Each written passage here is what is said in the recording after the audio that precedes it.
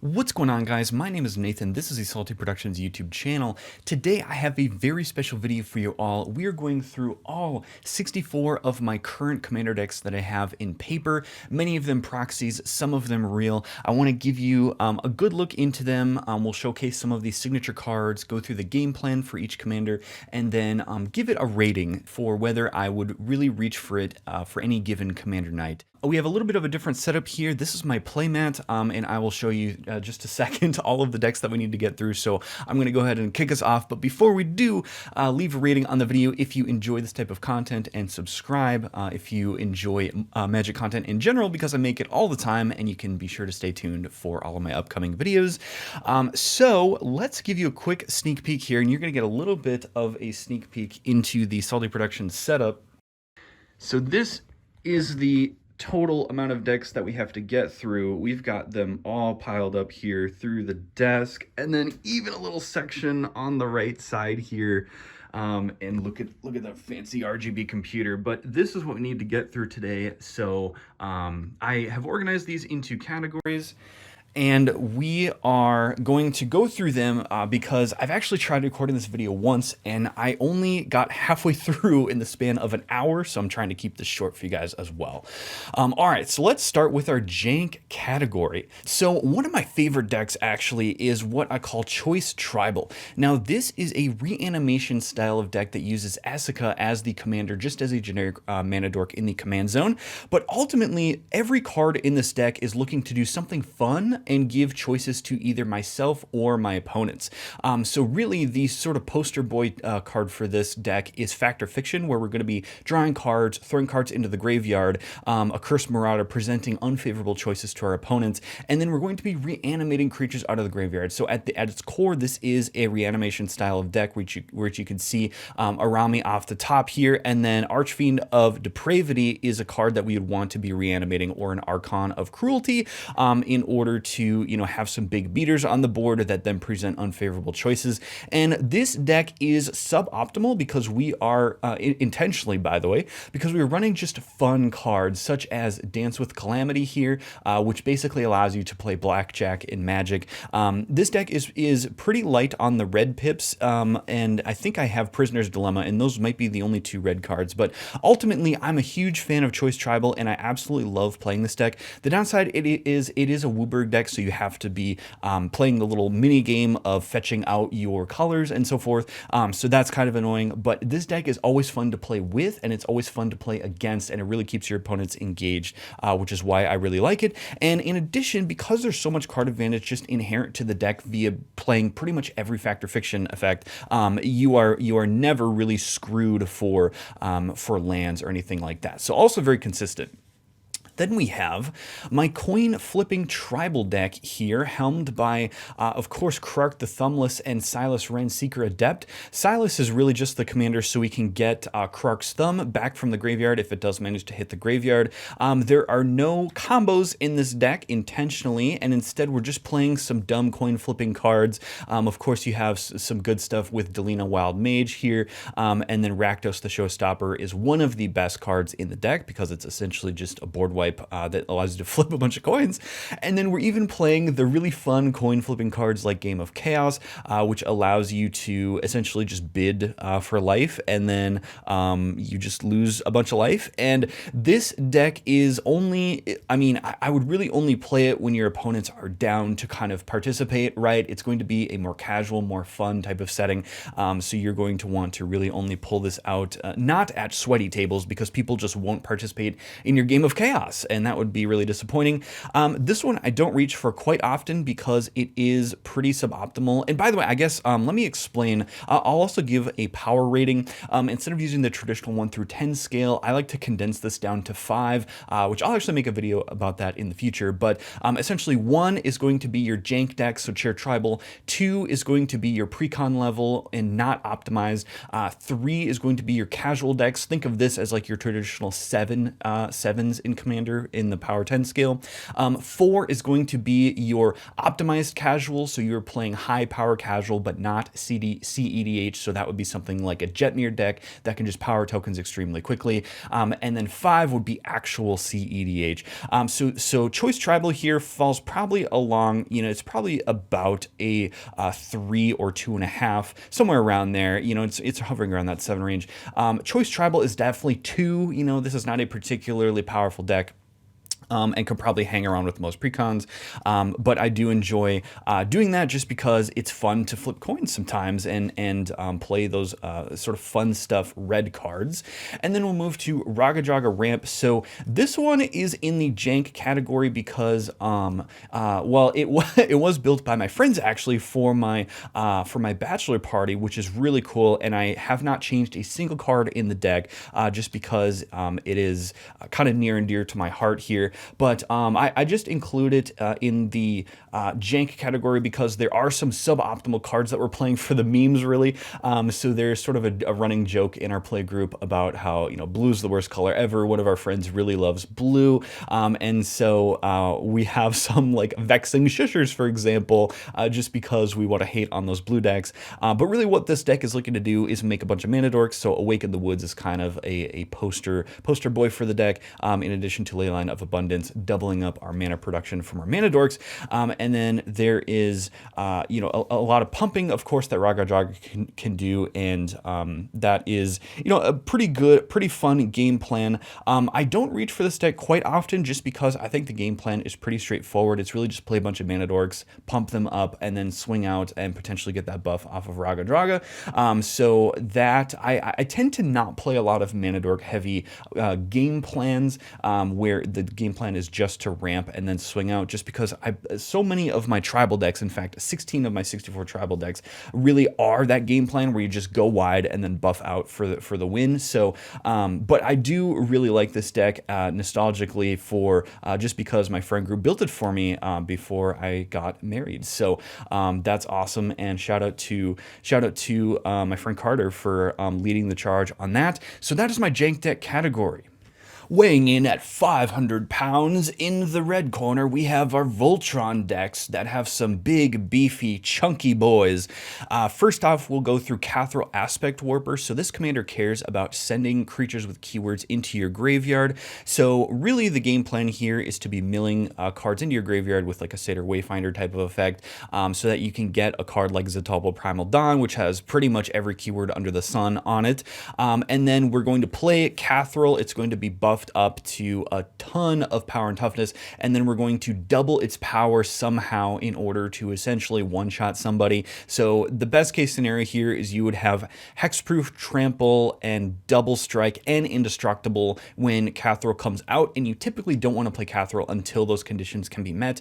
And then there will probably not be enough power on Cathrall to be able to one-shot somebody, so that's where the power doubling effects comes in. Now with Cathrall, I really love the proposal that she brings as a deck, which is essentially that you need to deal with this immense threat or you are going to be toast. And so she even avoids edicts a lot because we do play a lot of low to the ground creatures in the deck. So it really is like an exile based effect or a toxic deluge that can really only sort of stop this deck in its tracks. I did make a deck tech for this video, so you can check that out by just searching Salty Productions and then Cathrall. By the way, if you want to see any deck techs sooner rather than later, let me know down in the comments below. I'm happy to prioritize certain deck techs. The issue there is I just need to update the decks to 2024 before I want to actually issue a deck tech that I would be happy for you guys to sort of copy. And a lot of these decks have not been updated since late 2022, I want to say. Cathrall, of course, being very recent, so this one is updated as of 2024. Then we move on to our equipment commander. So this is a Voltron deck helmed by Arden and Kedis.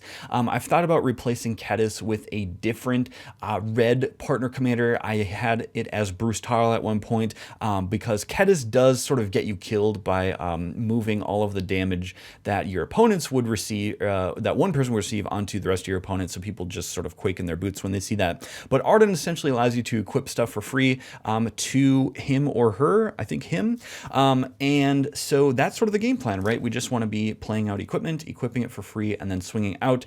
So we are running like, your classic good stuff equipment such as Batter Skull, Argentum Armor, SRAM to draw some cards. The game plan is pretty straightforward here, and there's some new cards from the Assassin's Creed set that I want to include here as well. You can see other good stuff cards like Hammer of Dazan, Maul of the Skyclaves, etc. So this one I would be happy to bring a deck tech for you guys, but I think the game plan is pretty straightforward. The thing is, out of these cards, I'm actually probably more likely to reach for a Cathril to play rather than Arden, and the reason for that is that I think Cathril just has more built-in protection by getting the ability to get hexproof a lot of the time, so you're a lot more protected that way. But I will say both decks tend to suffer from the problem of Voltron. Well, I guess not so much with this one because of Kedis, but they suffer from the Voltron problem, which is that you pretty much have to take a player out early, and then they just sort of sit there for a while until the game is over. So Voltron in general, I'm not likely to play very much, but if I do, I probably would reach for Cathril more than Arden. Next up, we have our recursion category. So all 5 of these decks are really focused on bringing creatures out of the graveyard. Onyxia, Hand of Erebos is one that I made recently. I have a deck tech from perhaps about 2 or 3 months ago. You can check that out. Onyxia is pretty powerful. She's probably about a 3.5 to a 4. She's pretty optimized because what you want to be doing with Onyxia is reanimating just busted enchantments. And if you get a token doubler out of the graveyard, she actually does make token copies of those enchantments. So what you can do is you can start doubling your token doublers, and that gets out of hand extremely quickly and just demands a board wipe. But even when the board wipe happens, I guess you still are somewhat protected just because you are tending to run creatures that perhaps want to be in the graveyard. But Onyxia does exile the card out of the graveyard to create that token copy, so you kind of have a one-shot opportunity to make the creature. But if you get exiled, for example, like your Anointed Procession zombie tokens are exiled, there are more copies of that in the deck that you can tutor out with something like a Entomb or something like that. So in the early game, of course, we want to be just self-milling, so that's why our signature card here is the Binding of the Titans for that sort of early game plan. Trouble in Pairs is representing just sort of a good stuff enchantment that we want to have on the field, and then the core of the deck is really the token doublers, like I said, and then this gets out of hand extremely quickly. And then there's even some enchantments like Cather's Crusade, for example, that if you can dig that out of the yard with Onyxia and use all of these sort of generic enchantment reanimation style of effects to bring a bunch of value out of the graveyard. And Onyxia goes very, very fast and is also a very fun deck, I will say. Next, we have Artifact and Recursion. So this is Osgir, the Reconstructor. So Osgir is going to be reanimating artifacts out of the graveyard. He allows you to exile artifact cards out of your graveyard to create 2 token copies that are of the card, and you have to pay the cost for it. So really what we're going to be doing here is we're going to be basically putting cards in the graveyard with Goblin Engineer, for example, but then we've got some sort of cheatsy doodle type of cards where if Soul Talisman is in our graveyard, we can tap Osgir, pay 0 to get 2 Soul Rings onto the field to ramp us for 4 mana, which is pretty crazy. And then, of course, there's some classic, artifact payoffs for beatdowns, such as the Phyrexian Triniforms, etc. This deck is pretty fun, I would say, and pretty powerful. This probably falls along the 3 on the power scale. You can see here, like Coveted Jewel, for example, if you reanimate this, what you can do is essentially get the 2 ETBs to draw 6 cards, and then you can tap them for mana, so you get the mana back, and then you can then sack it using some sort of like KCI sack outlet or something like that. So Osgir just is great for all sorts of shenanigans. I find that it doesn't have issues closing the game if you can hit your creature payoffs, for example, but if you're not drawing your creature payoffs, and or if Osgir is removed consistently, the deck can struggle a little bit. So it's not as, I would say, consistent, but it is still, that's definitely not enough of a downside to not play the deck. And so I do find myself reaching for this deck every once in a while. Then we have Obika, which I just call this Obika End the Turn. This is using the first Obika Brute Chronologist, which you can tap this to then have you end the turn, or I suppose if you wanted to gift an opponent a free End the Turn effect. Really what this is a reanimation and sneak attack style of deck. So for example, Feldon can dig something out of the graveyard with its sacking at the beginning of the next end step, and so once you have Obika on the field, you can tap it to then end the turn and keep whatever you reanimated. Of course, sneak attack does the same thing. And then something that you'd want to pull out of the graveyard slash, is great to reanimate things from the graveyard is Ancient Brass Dragon. So Obika is, I would say, pretty fun, and it probably falls on that 3 power scale as well. I would say it is... I do like it because people tend not to target Obika that much. Oops, you didn't see that Dockside Extortionist. That's definitely not supposed to be there.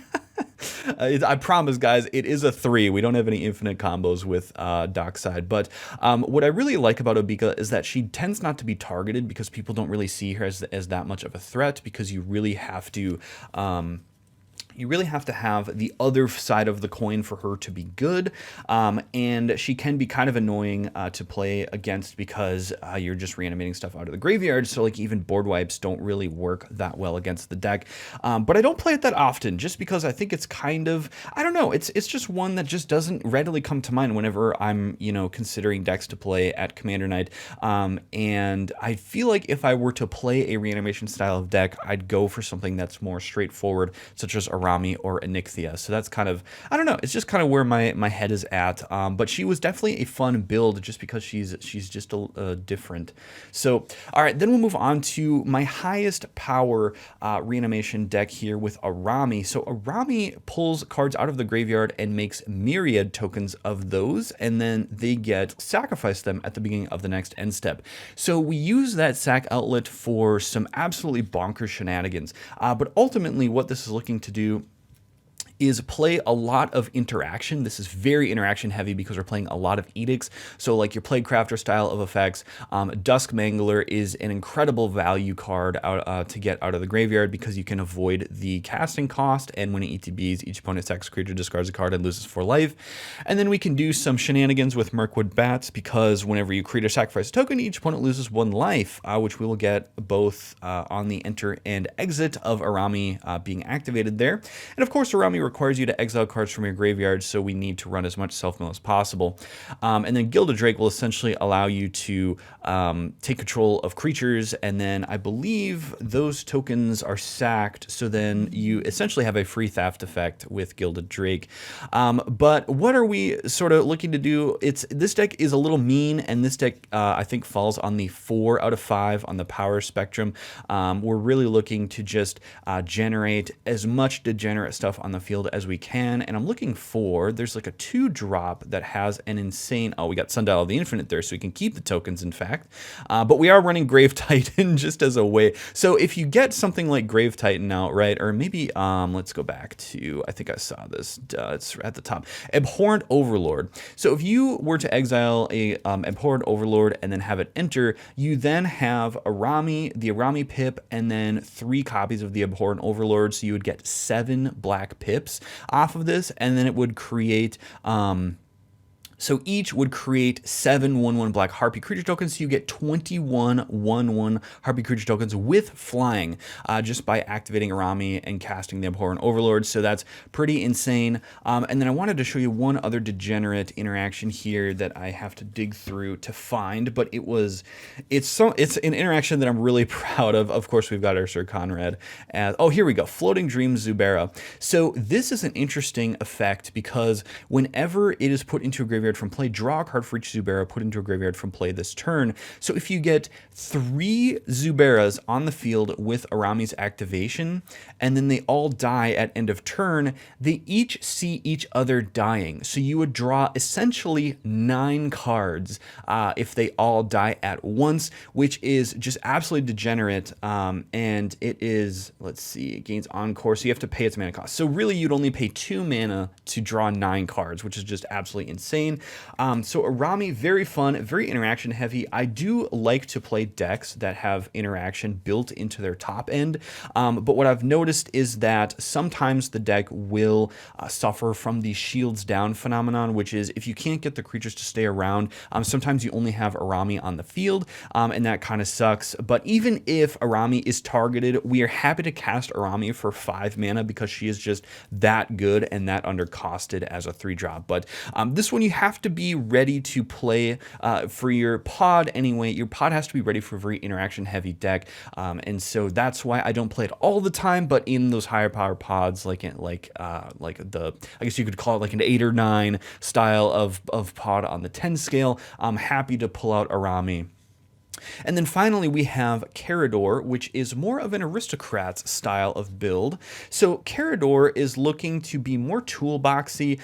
We have just a ton of effects that are going to be paying us off for sacking creatures. So LS Ilkor is going to ping our opponents for 1 each time we have a creature die. We've got like your classic living death type of effects, and then your Kakusho style of effects that wants to die and be put into the graveyard.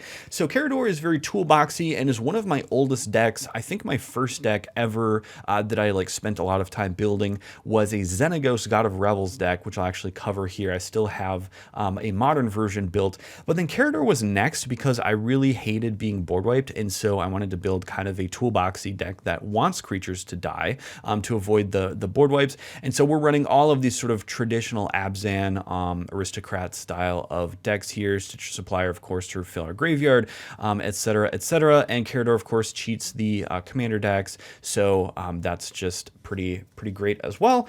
I don't play Carador that much. I do think it falls probably at the 3 end of the power spectrum, so right in the middle out of 5.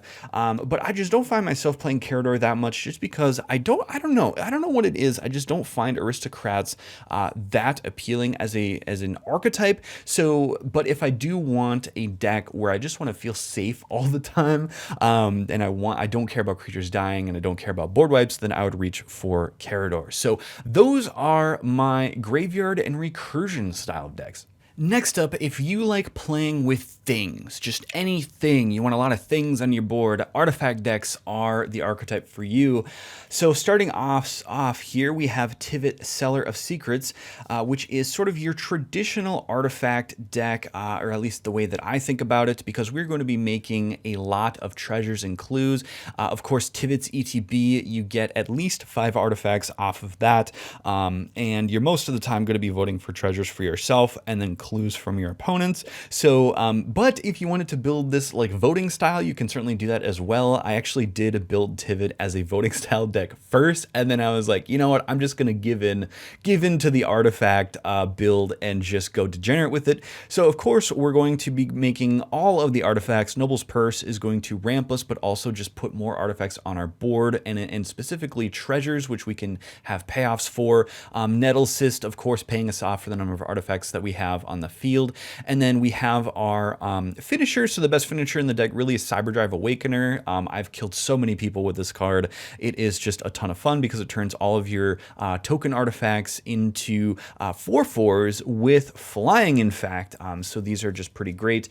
Tivit is pretty high power. I would say this falls probably as like a 3.5 or a 4 on a scale of 5. It just tends to go fast, right? Artifacts are just very fast archetype, and I do like reaching for this deck, but only if the pod is up for a higher power game. Of course, Revel in Riches being another payoff to close out the game there. And there's just a ton that you can do with artifacts. I just like having a lot of mana at my disposal, and so if you're in the mood for a big ramp deck, but you don't want to be doing like degenerate landfall stuff, well then artifacts are kind of what you might reach for. So this is Tivit, Seller of Secrets. I guess I don't really have much more commentary other than it's just artifacts, right? It's your Esper artifacts that's going to be making a ton of little tchotchke things and then using some sort of payoff from those tchotchke things. So that's a pretty fun deck as well.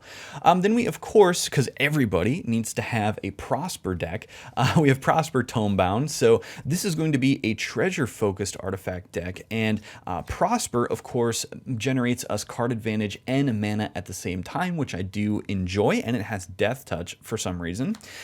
So what we're going to be doing in this deck really is putting cards into exile, casting them from exile, and then we are going to be using all of the mana generated from all of our treasure generation to have sort of payoffs to close out the game, such as Torment of Hailfire. Nelfeshni, of course, doubles our effects from spells being cast from exile, and then we have some other effects here as well. Braids to draw some cards to sack artifacts, and then we've got some other generic, just sort of good stuff payoffs, like Atali is just good generically that I like to include as well. So Prosper, I don't play that much, but I do really enjoy actually playing this deck just because it spins its wheels a lot, and that can be a ton of fun. And we have like Brainstealer Dragon is just like a cool card to have on the field. So if you're in the mood for sort of a treasure focused deck that just draws a ton of cards, this deck would be for you, and this just goes real hard. No infinite combos, but really just focused on value generation with treasures and so forth. And I did want to show you guys a cool sort of thing that you can print out for yourself is for these style of decks that do a lot of impulse drawing, print out little signs like this that just, you can put it on your playmat, you know, and then as you draw these cards and then they expire for the current turn, just move them over to the appropriate category so that your opponents kind of know which cards are exiled and you're not sort of clogging your board. Then we have Urza, Chief Artificer. This is one of my favorites, and I would say probably in my top 10 for sure, because Urza is going to be making us constructs, or I guess you could call them constructs, because they get +1/+1 for each artifact you control. And so what are we going to be doing in this deck? Well, we're going to be playing artifact creatures in order to get the discount off of Urza, Chief Artificer, and then we're going to be making as many constructs as we can, and then possibly giving them evasion. So the signature cards here, Ethereum Sculptor, are just going to make our artifacts cheaper. We love Ethereum Sculptor in our opening hand. Urza Lordhide Artificer makes a construct, so this sort of signifies all of the we're running just every effect that makes constructs, so that's sort of signifying all of them as being the most powerful. And then we have some even jank picks in here just to include as many low-cost artifact creatures as we can, because you desperately want to be playing out artifact creatures in the early game. Zenith Chronicler can generate us some card advantage, and of course, with us being an artifact deck, we're not going to be triggering this as much for ourselves to be giving our opponents cards, so we're going to be benefiting this. And while we are technically generating card disadvantage by giving our opponents more cards, it is just a fun card to have out there that everybody will like to have because it draws cards, and so it won't get removed as much. But the game plan here, again, is just artifacts, right? We're going to be doubling those artifact tokens. We've got everything comes to us as a one-sided board wipe. We're just going to be playing artifacts and pumping out as many constructs as we can. And as a Timmy at heart, that's what I love. I love just seeing big stats on board. We're going to be trying to copy Urza as much as we can. So we've got different copy effects here. Karn Scion of Urza, of course, generates, let's see, I believe, oh, this just draws us cards. Oh, it does create, yeah, it creates that construct, which I think is where the name comes from. So as much artifact payoffs as we can, and it's just a ton of fun, and I absolutely love playing Urza Chief Artificer. Of course, like I said, being a Timmy at heart, this one speaks to me because we just, like, you just get to run out like 10 10s, and yeah, they might not have any evasion now, but if I play something with evasion, you're definitely dead. But even if I swing 10 10s at you, right, that's going to be, you know, if you only have 4 creatures to block, you're still dead. So that's Urza Chief Artificer. Next we have Samuel Attendant, which is food and tokens. This is a lower power build. I would say this is probably around like a 2, maybe 2.5. It's a little bit suboptimal just because we're not running the Frodo end of things, and that's intentional because I really wanted just a Selesnya food build, and this was actually built for my wife, who was my fiance at the time. So because she wanted just food focused cards, and actually let me show you some of the tokens that I built for this deck, some of the custom tokens. That's why this pile is so thick right now, just because the tokens themselves are sleeved up because we have few of those here. So we've got some custom food tokens that I built in Photoshop. So we've got some scrumptious looking steak. Look at that. Oh, does that not look absolutely delicious? And then we've got some ramen. She's a big ramen enjoyer as well. Some candied bacon. Oh, that's looking great. And then of course our dog Bella, who is balancing a peanut butter cookie treat on her nose there. And then a nice view of our wedding, cutting our wedding cake. So that is just a nice sort of, I don't know, a nice deck to make her want to run food out onto the battlefield, because she will not play Magic with me unless she plays a deck that she really likes. So what are we sort of doing in this deck? Well, we're generating food, right? So there's going to be your generic food payoffs. So like Archangel of Thune is going to buff up all your creatures. A lot of these effects are looking to make tokens. So Tireless Provisional will create more foods for us, but then Anointed Procession, we're going to be generating a lot of tokens and then swinging out with those style of effects. So Skullwinder just being a little bit friendly at the table. So here's an example of like the lower power cards we're including. So like Spider Food, you know, you're paying 3 at sorcery speed to destroy target artifact or enchantment and creating a food token. So without that extra black color, we're kind of reaching towards the bottom of the barrel here, but really we want to be generating more tokens and so forth. Blossoming Bogbeast is a nice life gain payoff. And then we have like a nice finisher with Moonshaker Cavalry, for example. So Sam is really fun just to like run out on the battlefield. And I think that, let's see, so this is a custom build as well. I actually just proxied this up because it's flavor text here, which is really small, but it says, "What a tale we have been in, Mr. Frodo, haven't we?" And then Samwise, quote attributable to Samwise Gamgee. So just a fun deck. I think this is definitely one of the more lower power decks at that 2 level. So if you're playing precons, this is a deck you could reach for that is food themed. So that's all of my artifact focused decks. Next in our lightweight category, the decks that are not heavy on board but are instead looking to cast instants and sorceries from hand, we have our Izzet Spellslinger decks. So starting us off here with Veyran, Voice of Duality, this deck essentially wants to be just casting as many cantrips as physically possible in order to pump itself, and then it also doubles the effects of our creatures on board that trigger whenever we cast an instant or sorcery. So what are we looking to do? Well, we've got a ton of cantrips. I think like around 15 or 16 cantrips, just as many things that draw us a card and give us some sort of combat buff. So like this will give Veyran haste. There's other cards that will give her like trample or double strike, for example. And then what are we going to be doing along the way? Well, we've got some generic payoffs as well. So Mizzix's Mastery allows to cast all of our instant sorceries that we have accumulated so far. And then Raking Claws will allow us to give Veyran double strike to one-shot an opponent. And then we've got some other sort of just generic good stuff in the deck, things that we want to trigger more than once. Like Firebrand Archer is sort of an example of another payoff for casting a bunch of instants and sorceries back to back in the same turn. Jorian will draw us a bunch of cards. We've got Grapeshot as a nice payoff as well. So this is going to be your sort of stereotypical Izzet Spellslinger deck that's just going to be drawing as many cards as it possibly can. Arcane Denial, of course, can draw you a card by countering something, and then Radiant Performer also because, let's see, well, Radiant Performer is different because it does, I think, target a bunch of stuff and basically copies things for creatures that it could copy, but Radiant Performer creates a bunch of copies on the stack. So if you have like an Archmage Emeritus, for example, and Veyran on the battlefield, and you have a Radiant Performer on the battlefield, and you cast like your Raking Claws, it will create a copy to each creature for Raking Claws, and so it will trigger your Archmage Emeritus a total of like 6 times if you have 3 creatures that it could target, because Veyran will double it. So Radiant Performer is sort of just a good stuff card as well, great synergy there. And then Balmor Battlemage Captain, of course, gets doubled off of the Veyran trigger. So Veyran is pretty creature light, but it is still pretty fun. I do find a Spellslinger as an archetype, you know, I don't find myself drawn to it that much, although I find that when I do play it, I do get a lot of enjoyment out of it.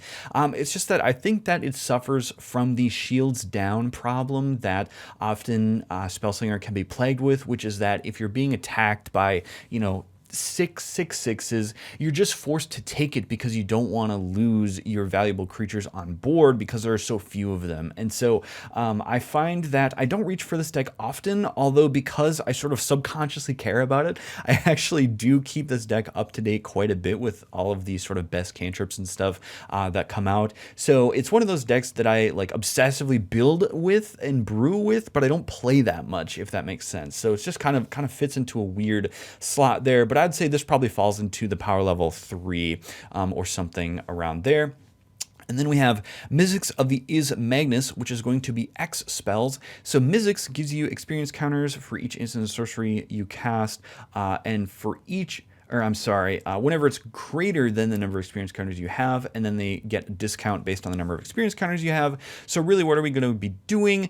We are going to be casting rituals and things that will give us a giant amount of mana. And then in the early game, we have some more like X type of spells, just to sort of like Finale of Revelation, for example, can be cast for, you might actually cast this for 2 on turn 2, or I'm sorry, not turn 2. If we have Mizzix out and we are building up our experience counters, we might actually cast this for X equals 1 just to start building those experience counters. And so we're running a bunch of cards that are X themed so that as we get into the late game, these become more powerful, and so forth. So how this deck wants to win though is with a giant ritual effect, and then you have just a bunch of mana you can bury into like an X spell, particularly a burn spell, which can then get copied with some sort of effect like a dual caster mage. So this deck I don't play that much for the same reason with Veyran. It tends to suffer from shields down, in that often you really just have Mizzix on board, and of course you're not going to block with Mizzix being a giant value piece, and your opponents can generally sort of sniff that out, and so you tend to be focused on board. But the awesome thing is when you get the X spell to pay off. I think last time I played the deck, I ended up pinging each opponent for 30, which was not enough to close out the game because I was like a few mana short of being able to close it. But when you finally bust out the calculator and start calculating the damage that you can do, it's a ton of fun because you can see all of those experience counters being put to work. So those are my Spellslinger decks. And next, we have a bit of a different category. I just call this my generic value category. So these are decks that didn't really fit neatly into any of my other categories, but I just wanted to, I don't know, the commonality here is that they tend to just generate a lot of value. So starting us off here, we have Jodah Legends. So this is going to be a very fast deck. My God, is Jodah the Unifier absolutely busted. So this falls probably on like the 4 end of the power spectrum, which it isn't CDH, but this will stomp a casual table because Jodah gives all of our legendary creatures Cascade, and it essentially is a coat of arms, one-sided in the command zone. And this is just going to be generic legendary good stuff. So we have like Kethis the Hidden Hand, which is like a great ramp piece, and just all of these legends have so much text on them just because they are just the most pushed cards out of all of the Magic sets that have been released. Sisay, of course, you can tutor out legends and put them onto the battlefield, and then Urza's Ruinous Blast is going to be a one-sided board wipe for legends. But really this deck is just focused on playing out legends and then playing Jodah with all of the legendary payoffs. So of course Sakashima can copy the Jodah, and Minsk, I think, is just to create another legendary body on the field to get the Jodah pump as well. And this deck is Wooburg, so I don't like, I tend to find that I don't find myself drawn to a lot of Wooburg decks just because I really hate the minigame that you have to play on the side of trying to fix your mana, and legends do tend to be pretty pip intensive. And so that's why, if you screw up one, fetch, then you might be screwed because you didn't get the right pips and so forth. So, and also the fact that Jodah is just so powerful, I think, is what makes me really just not reach for this deck very much. I think I played it like once or twice in our pod and absolutely stomped each time. And so that sort of made me put it down, because it is just too powerful for my particular pod that we tend to play. We tend to play around the like like 2 or 3 power level out of 5. So Joda's just way too powerful for the play group that I'm with normally. And so for that reason, I don't reach for it too much, but I do keep the deck intact, even though I pretty much never reach for it. Then we have Ishin Two Heavens as 1. So this is going to be just doubling up on attack triggers. Ishin is a ton of fun, and it's a deck that I feel like I should be playing more often, and that I really should be reaching for. So Ishin, of course, the game plan is very straightforward. We just want to be doubling up on our attack triggers. So Krenko Tin Street Kingpin is going to be making tokens for us off of an attack trigger. Atali Primal Storm, of course, is just a great payoff for when it attacks. And then once we are shields down, I included Ink Shield as a signature card here because it's so fun just to have shields down. People think you're shields down, and granted, I will say in like, you know, experience pods, they'll recognize the 5 mana being held up, especially if you have a white and a black open, to then, you know, be holding up the Ink Shield. But boy, does Ink Shield actually close out games if you can get it to fire off on a return Alpha Strike. So here we're just playing all of the cards that trigger when we attack. Of course, Myriad triggers off of attacking. Akruma's Will, of course, to give our tokens evasion. This is going to be a very token-heavy deck. Taunt from the Rampart I include in any deck with Boros. It is just one of my, actually probably my favorite Boros card, bar none. And then we've got some protection there. I'm trying to find more attack triggers. So Tectonic Giant is going to generate us card advantage. Skull Clamp to clamp our tokens that we generate. Aerial Extortion is some nice removal on an attack trigger as well. So Ishin is going to just be attacking, and sometimes you just feel like swinging out, and when you do, Ishin is your guy. So that falls, I think I've already mentioned this. This is probably about a 3. I'd say like this is my like poster boy for like that 3 power level, which again is sort of your generic 7 on the power 10 scale. Next we have Super Friends deck, and I did make a deck tech about this. You can check that out by searching Super Friends Salty Productions. This is going to be a prismatic bridge deck that aims to just vomit out as many planeswalkers as it possibly can, and I built this in such a way where you actually don't really want to play actually be hard casting a planeswalker ever in the entire game, because we're going to be playing the cheatsy effects, right? We're going to be playing out Itali Primal Conqueror, which can get free spell cast and card advantage. We're going to be playing out Narset Enlightened Master, which can allow you to play for free non-creature spells, and so we actually never want to be casting a planeswalker ourselves. And so once these cards get out on the field and we're starting to vomit out planeswalkers such as Group Apex Predator, which can defend us with the tokens that it generates, and then also can have a little bit of removal stapled to it, we can then be doubling up those loyalty counters with Deep Glow Skate in order to get those ults off and win the game. I really, really enjoy my particular build for Super Friends. I don't reach for it that often though, and the reason is because for a couple of reasons. First, it is Wooburg, so you have the pip fixing problem. Second, you have to read a lot when you play Planeswalkers, and so your turns just take forever because you're reading these tomes of cards for every loyalty ability. And then third, this deck is very heavy on sort of brain power required. You want to be sequencing all of your loyalty abilities in such a way that you are getting as much value as you possibly can. And so once you start vomiting planeswalkers on the field, you have to think about, as each one enters, you have to read each ability and then sort of figure out what is the most optimal way to activate the loyalty abilities.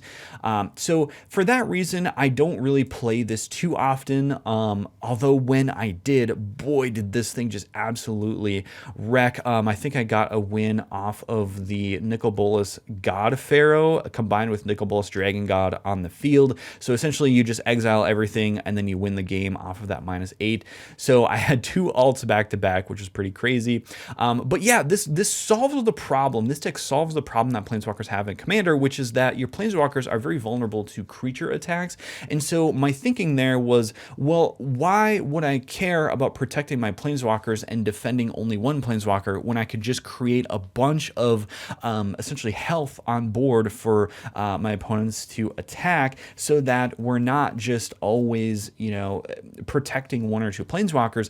Let's just get as many on the field as we can. And so, you know, once you are able to generate 20 loyalty ability, or I should say a count of 20 loyalty on the field, then that really forces your opponents to sort of attack into those, but it's typically not enough to actually get your opponents to defeat all of your planeswalkers. And so if you can start leveraging proliferate effects and so forth, you can really just start generating more loyalty abilities than they can defeat. And a lot of these planeswalkers have removal built in, so that once we are able to get a bunch of them out, we can take out, the best threats that could attack the planeswalkers themselves. So Super Friends was a big brain build in terms of the brewing process, and it's also big brain to play. And for that reason, I don't reach for it that much, but it is, I'm pretty proud of the way that the brew turned out. And of course, like I said, you can check out that deck tech by searching Salty Productions Super Friends. All right, next we have AC, Tyrant of Gyre Strait, as a custom proxy here. I found this online and thought it was absolutely sick. So AC is going to allow us to play an additional land, and then it allows us to draw a card every time a land enters. And so this is a low power landfall build. I intentionally excluded all fetch lands from this deck because I originally had a 4-color Omnath deck, and the reason why I didn't play that was because your turns just took forever, just fetching and shuffling and fetching and shuffling like 5 times a turn, and everybody's just so bored whenever that sort of starts happening and you start popping off. So here I actually limited myself to mostly basics actually, and there's another reason for that, because when I fetch something, I just start digging from the bottom until I find the forest, and then I pull it out. And of course, being Simic, you just vomit out so many lands where the color fixing doesn't really matter. But ultimately, kind of what are these signature cards here? And I actually looked over. So we've got our Scoot Swarm, of course. That's a signature card I'll put on top here. But we've got our Rampaging Balos, again, intentionally slowing the deck down because landfall is just kind of insane sometimes. Then we've got Sylvan Awakening to reanimate all of our lands. And then, our generic ramp effect, so Nissa's Pilgrimage, is going to allow us to dig for 3 forests out of our deck instead of 2, like you might get with Kodama's Reach. So that is landfall. So this is intentionally limited to that 3 power level. I think that a truly optimized AC deck would probably be more as like a 4 out of 5, your optimized casual. But this was intentionally powered down to be more along that 3 power level, because we are intentionally limiting ourselves to the number of landfall triggers that we can generate in a turn. I will tend to gravitate towards playing landfall, though. I do enjoy just ramping a bunch because it also, ramp is sort of Green's way of protecting its commander as well. So by just generating a ton of mana, we can be casting AC over and over. All right, and next we have Derevi Imperial Tactician, which focused on tap and untapping. I built a deck tech for this, which you can search with Derevi Salty Productions in that search box. What are we looking to do with Derevi? Well, we are looking to essentially play all of the best tap and untap effects here. So Priest of Titania is going to be generating us a ton of mana, and all of our ramp is with elves. We're running all of the most efficient mana dorks that we can. And of course, Seedborn Muse is the best card in the deck because it allows us to untap our things on our opponent's turns. And then this is Callous Oppressor is a stand-in for all of the best tap abilities within the deck. So we can basically steal a creature there. And then Derevi, so like the role that Derevi plays in this deck is because when it ETBs or creature you control deals combat damage to a player, you may tap or untap target permanent. So whenever this ETBs, it essentially means that we get to use our best tap ability again. And this isn't limited to, each player for creatures triggering. So whenever our creature we control deals combat damage to a player, right? So any of our creatures, we get to use our best tap ability. And for that reason, we are running just some very, very good tap abilities here. We're running the oh gosh, what is the name of the blue card? So like Karametra's Acolyte will generate an absolute insane amounts of mana. Intrepid Hero, one of the best removal spells in the deck. Machaeus the Lunar can be buffing our team. We've got a generic finisher there. Intellectual Offering will untap all of our stuff and draw us cards, which is great. The One Ring, of course, you can tap and untap that to keep drawing cards. I'm trying to find what is the blue card that allows you to tap to draw 3 cards here. Let me see if I can dig for it just a second. Intruder Alarm is in the deck. It is not a combo piece. It is here for value. So this is insane once that hits the field. So this deck probably falls probably at like a 3.5 or a 4. Patron Wizard, of course, you can tap to keep countering stuff, which is really funny. Shoot, I'm trying to think. It's not the Consecrated Sphinx, because when I was building the deck, I intentionally excluded Consecrated Sphinx in place of this other card because it's more thematic. Azami, Lady of Scrolls, is absolutely insane. You can tap a wizard to draw a card, and there are a few wizards in the deck, including Derevi itself is a wizard there. Oh, shoot, I wanted to get to... And we're running some lower power cards here. So Archivist, you really just want to play this, even though it's a do nothing for 4 mana. You just want to be playing this so that once you start getting your Seedborn Muses on the field, you can start tapping to draw cards. What is the name? Beguiler of Will is one of the best cards in the deck as well. Arcanus, there we go. That's what I was looking for. Arcanus the Omnipotent. You can tap this to draw 3 cards, and that can get kind of insane once you get a Seedborn Muse on the field. Of course, like I said, this is a 6 mana do nothing, but the fact that it is thematic to the deck and just you're building in as much soft synergy with your commander as you possibly can is the reason why I run Arcanus. So Derevi, I am very proud of this brew. I feel like there's not a brew like it that I was able to find on YouTube that was posted out there. A lot of Derevi builds run like Stacks or like Bird Tribal or Wizard Tribal, and this is sort of a build that is unique to me, which I'm really happy about. I will say though, it is a big brain deck. You are often planning a lot of your lines because you have a bunch of these tap abilities on the field and you're trying to sequence them to, tap to get value and then untap and then tap to get value and then untap. And so it's figuring out the sequencing of that can be a little bit mentally exhausting. So this is not a deck I'd pull out towards the end of the night, but certainly towards the beginning of the night if you want a nice puzzle to solve, I will say. Then we have Animar, Soul of Elements. I recently posted a deck tech for this, but the deck has changed somewhat since I posted that deck tech. This is going to be Animar, just good stuff creatures, lots of card draw, lots of 1/1 counter generation. So we've got like Defiler of Vigor, which can put 1/1 counters on Animar to make our creatures cost 1 less. Of course, Animar costs 1 less for each 1/1 counter, makes our creatures cost 1 less for each 1/1 counter on it. Bonehor Dracosaur just generates us ramp and card advantage. Forgotten Ancient will generate us a bunch of 1/1 counters that we can put onto Animar. And then, of course, we have Atali, for example, standing in as another just sort of generic finisher. And then once we've got all these creatures on the field, because this deck is 99% creatures, we can finish the game with an Overwhelming Stampede. And then Ondoril, for example, says whenever creature attacks, put a 1/1 counter on each creature you control, but if you have the City's Blessing, put 2 1/1 counters on creatures you control instead. So these are, some of the cherished few non-creature cards that I have in the deck, because Ondoril essentially will put 2 1/1 counters on each creature we control, because we tend to generate a lot of permanents. And so Animar goes pretty quick. I would put this at like a 3.5 to a 4. I've noticed that Animar tends to be a magnet for removal, so I think I might actually incorporate more protection into the deck just because it tends to be targeted all the time, man. It's kind of annoying. And if Animar gets, killed, then you are kind of SOL, other than just sort of the generic value you can accumulate on your own. Of course, with Animar being the best ramp piece in the deck, I don't have a lot of other ramp style of effects because we really don't want to be playing mana dorks and be subject to board wipes more than we already are. So it just falls into this awkward place where Animar you play on turn 3 and then you just really hope it survives. Other than that, I really just think I should incorporate some more protection into the deck.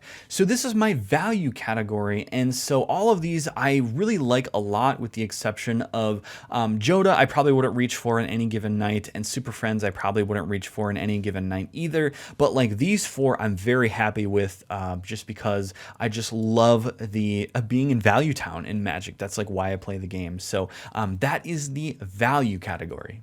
Next, we've got the big boys. This is the fatty category, which I'm going to essentially label as the category that just wants to be slamming as many big creatures onto the field as we can, starting us off with Henzi Toolbox Torre, which gives all of our creatures with CMC 4 or greater Blitz, which means they enter, they gain haste, and when they die, they draw a card.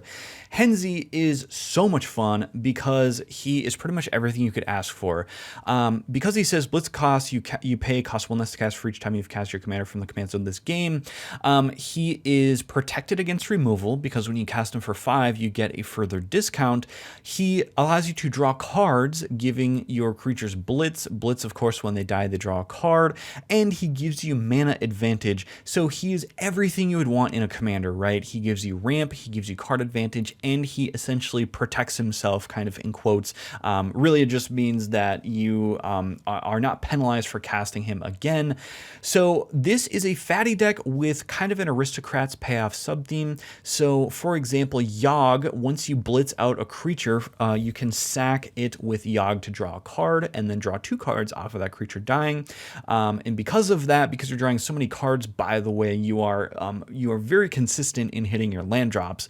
Rampant Rejuvenator is absolutely busted in a Henzi deck because it enters with 2/1 counters on it, and when it dies, search library for X to X basic land cards, where X is its power, put them on the battlefield untapped, then shuffle, so it actually ramps you for 2 untapped, basically a Skyshroud claim, essentially on a creature.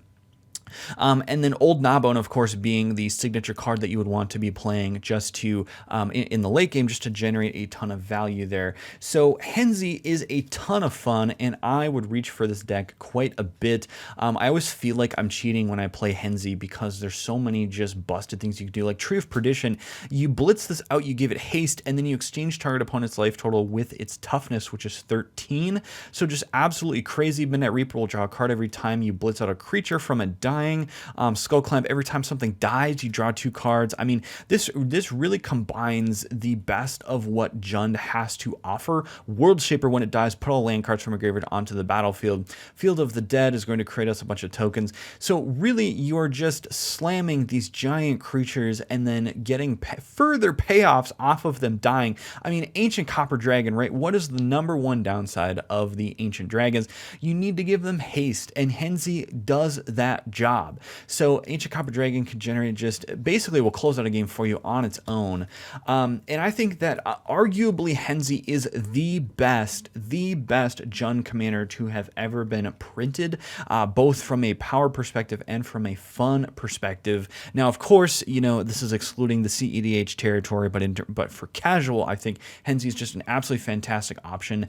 And maybe, I don't know, maybe it's my inner Timmy that's just like smiling right now, but I absolutely love fatty decks, and Henzi does everything that you want in a fatty deck. It gives your creatures haste, so you never have the, you know, just wait till I untap problem. And so for that reason, I am very likely to reach for a Henzi deck in any given commander night. Next, we have Zul'Adak Voidgorger, which is a colorless deck that I am running for Eldrazi. So Zul'Adak gives our colorless spells with CMC 7 or greater Cascade.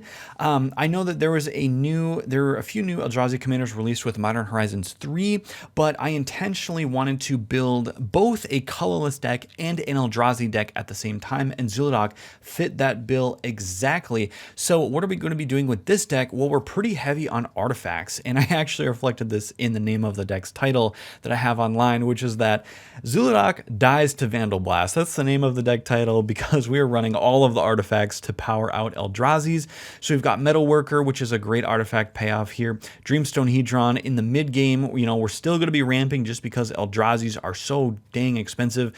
We need to be ramping in the early game and mid game. And of course, colorless decks are very light on the card advantage, so we are happy to pay 3 and pop Dreamstone Hedron to draw 3 cards because it's so bad, your colorless options.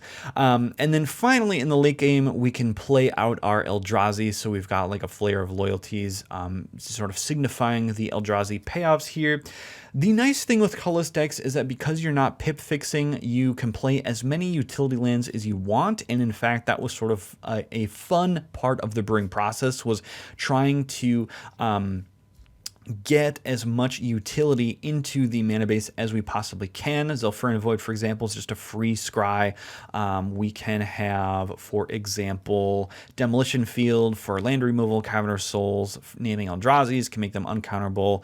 We've got all the Urza's Workshop, of course, can tap for more mana if you have artifacts. So that is kind of a fun part of the deck, is getting all of the utility lands, but ultimately our payoffs are Eldrazi, and so that can make folks kind of scared. I think that is kind of an annoying part of this deck, is that even though you're playing colorless with very limited card pool in terms of what you can actually do from a utility perspective, people get scared because the Eldrazi are inevitably coming. So that's kind of a problem, I would say, with the deck. But we are running, like, for example, some cheatsy style of CMC 7 or greater spells where Not of This World can be cast for free if it targets something with power 7 or greater. So that's kind of fun as well. But the problem is, I think people just get scared. People get scared when you say Eldrazi, and I think rightfully so. They are very annoying to deal with, I will say. I've been dumpstered by Eldrazi, and it's just a miserable play pattern. But I do like that extra value, and so Zuladak is pretty fun to cascade. And I think just across the board, I really like the active cascading. It's very fun just to be able to dig from the top of your deck and see what you get. It creates that sort of suspense that is fun with Commander. Zuladak, I don't know.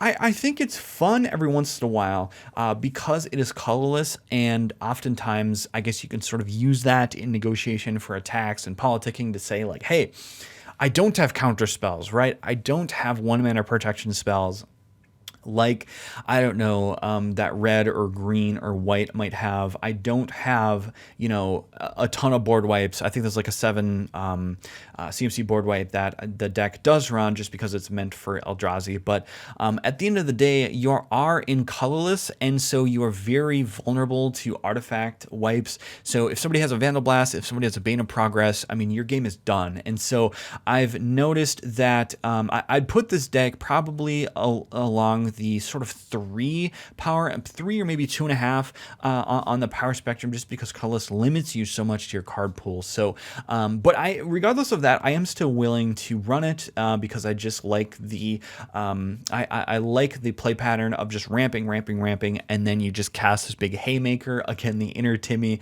is pleased with that play pattern, but again, you're just so vulnerable where if somebody will start even targeted removal, right? Removing that Thran Dynamo off of your board can be such a setback. And Zuladak is that, you know, the downside is it is a let me untap commander, right? Where it doesn't do anything the turn it comes down, because you typically don't have the mana to be able to do anything right away. And it also suffers from the problem where it is one-sided, right? So if you're cascading off of a CMC 7 or greater spell, you're probably just going to hit more ramp pieces, which is, I don't know, sometimes a little bit frustrating. And of course, if you don't draw your artifact ramp pieces, then you are just dead in the water. So for that reason, this definitely, I'm actually going to move it back. I think this is really more of a 2.5 on a power scale of 5, maybe even a 2 on the power scale, because you don't even get to cast Eldrazi until turn like 7 or 8. So it can be kind of frustrating to be piloting sometimes for those reasons. But still, I did like the brewing process for going through colorless decks and looking at those options. Next, we have Emoti, Celebrant of Bounty. This is a Pauper EDH deck that is looking to essentially just cast all of the fatties that we can within the Pauper restriction, which is only commons. And so the signature cards here are Cultivate. Really, we're just going to be ramping as much as we can in the early game to cast Emoti, because she gives our spells we cast at CMC 6 or greater Cascade. And then maybe we might be cascading into more ramp or more card draw, but this deck is really just about ramp and card draw, and so I've sort of encapsulated that with Keep Watch as well. And then what are our payoffs? Well, of course, we have the classic Colossal Dreadmaw as sort of what we're looking to generate on board, just as many 6/6s as we can. And then we've got some removal inherent to the deck here with some bite spells or fight spells, but like Timberland Ancient, for example, would be a great spell you want to cast with CMC 6 or greater to trigger Emoti and get that cascade. So this deck is just looking to run out as many 6/6s as it can and swing out with a bunch of giant creatures. And so this deck I built for Pauper EDH to encapsulate, again, sort of satisfy the inner Timmy within me. And you can actually cheat certain mana costs. Now, there aren't a lot of options in Pauper, but for example, Aether Snipe, if you evoke it, you do get to trigger Emoti off of only evoking it for 3, and so you can cheat Emoti just a little bit there. But again, like Maelstrom Colossus, it's not efficient, being 8 mana, 7/7 generic, but you get that Cascade for more value. So Emoti is very fun. I did make a deck tech for this a couple weeks ago, so if you want to check that out, look it up on YouTube with Emoti and Salty Productions in that search box. Next, we have Goreclaw, and this is the deck. This is just mono green fatties, right? Just as classic as you can get. Goreclaw gives creatures we cast with power 4 or greater 2 colorless less to cast, and it gives them trample when it attacks. And so we're just running all of the best mono green Stompy cards here: Zapandril, Ancient Stone Idol, Rampaging Brontodon, pretty much all of just the biggest creatures we can possibly muster out of the deck we want to be slamming onto the field. And it is very, very fun for that reason. So we're running all of the the best mono green removal in card draw that we can. Ken's Transformation, of course, is a classic.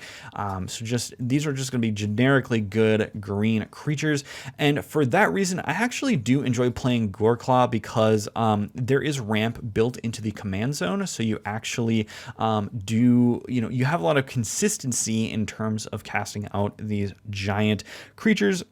Compost is a great card draw option, by the way, if you're against a lot of black decks. And also, black is just the most popular color in Commander. So Compost and a lot of black decks do tend to interact with their graveyard a lot, but this will actually trigger off of instants and sorceries entering the graveyard as well.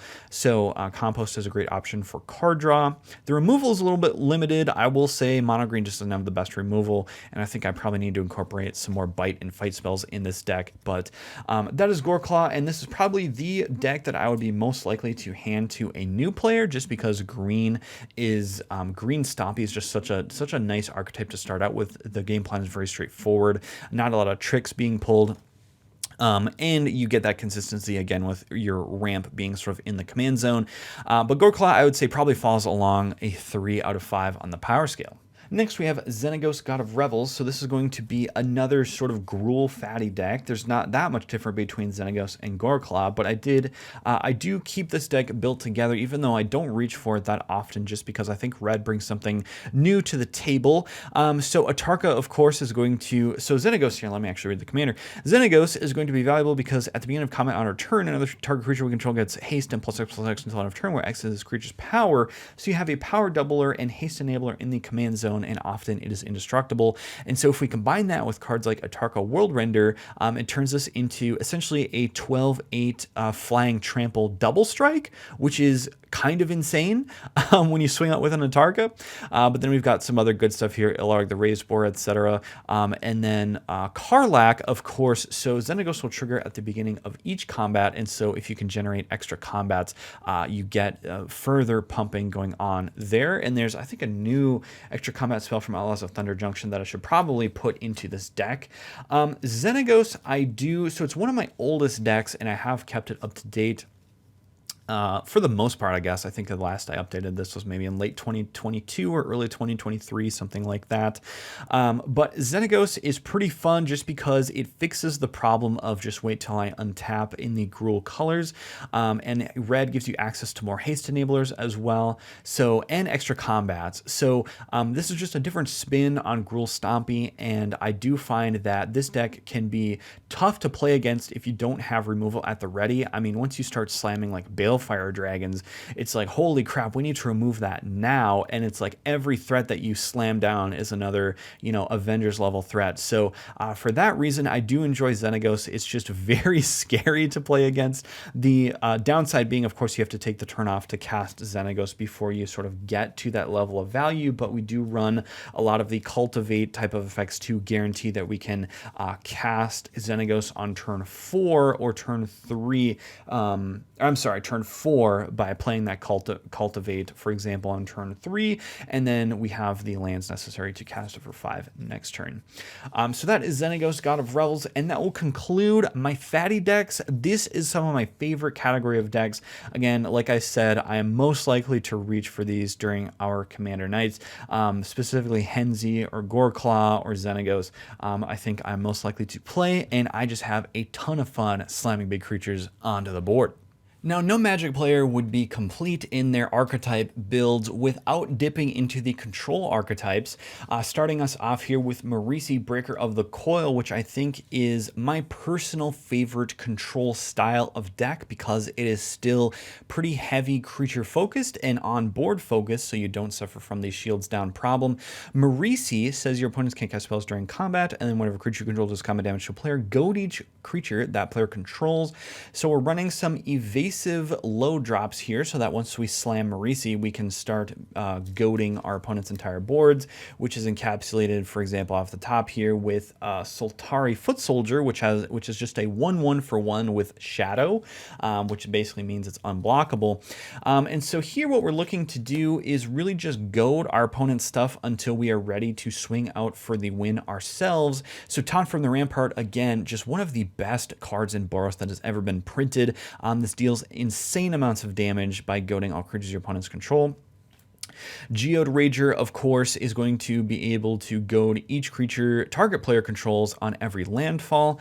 And then we also have Crescendo of War, which increases the power on board incredibly fast. Like, this will close out games and shorten games by hours because it just pumps up creatures so much so quickly. And so with a goad style of deck, I really enjoy that. And so this deck, whenever one of my buddies picks up this deck and starts playing it, I tell the table, like, hey, we need to get in attacks on this deck before he starts going our stuff, because we will never be able to touch him again once that permagoad gets going. So we have some ramp here. Of course, Curse of Opulence can trigger whenever the enchanted player is attacked, so that we start ramping for each attack with all of those goading effects. And then we have a card like Spectacular Showdown, which is a nice finisher because it is a one-time goad, but it does put a double strike counter on each creature basically on the board. So this will, again, close games incredibly fast when it's overloaded, and this can actually bite you in the butt if there are opponents that still survive with like fogs or whatever. Then all of a sudden their creatures have double strike, and then you're staring down the barrel of double strike creatures.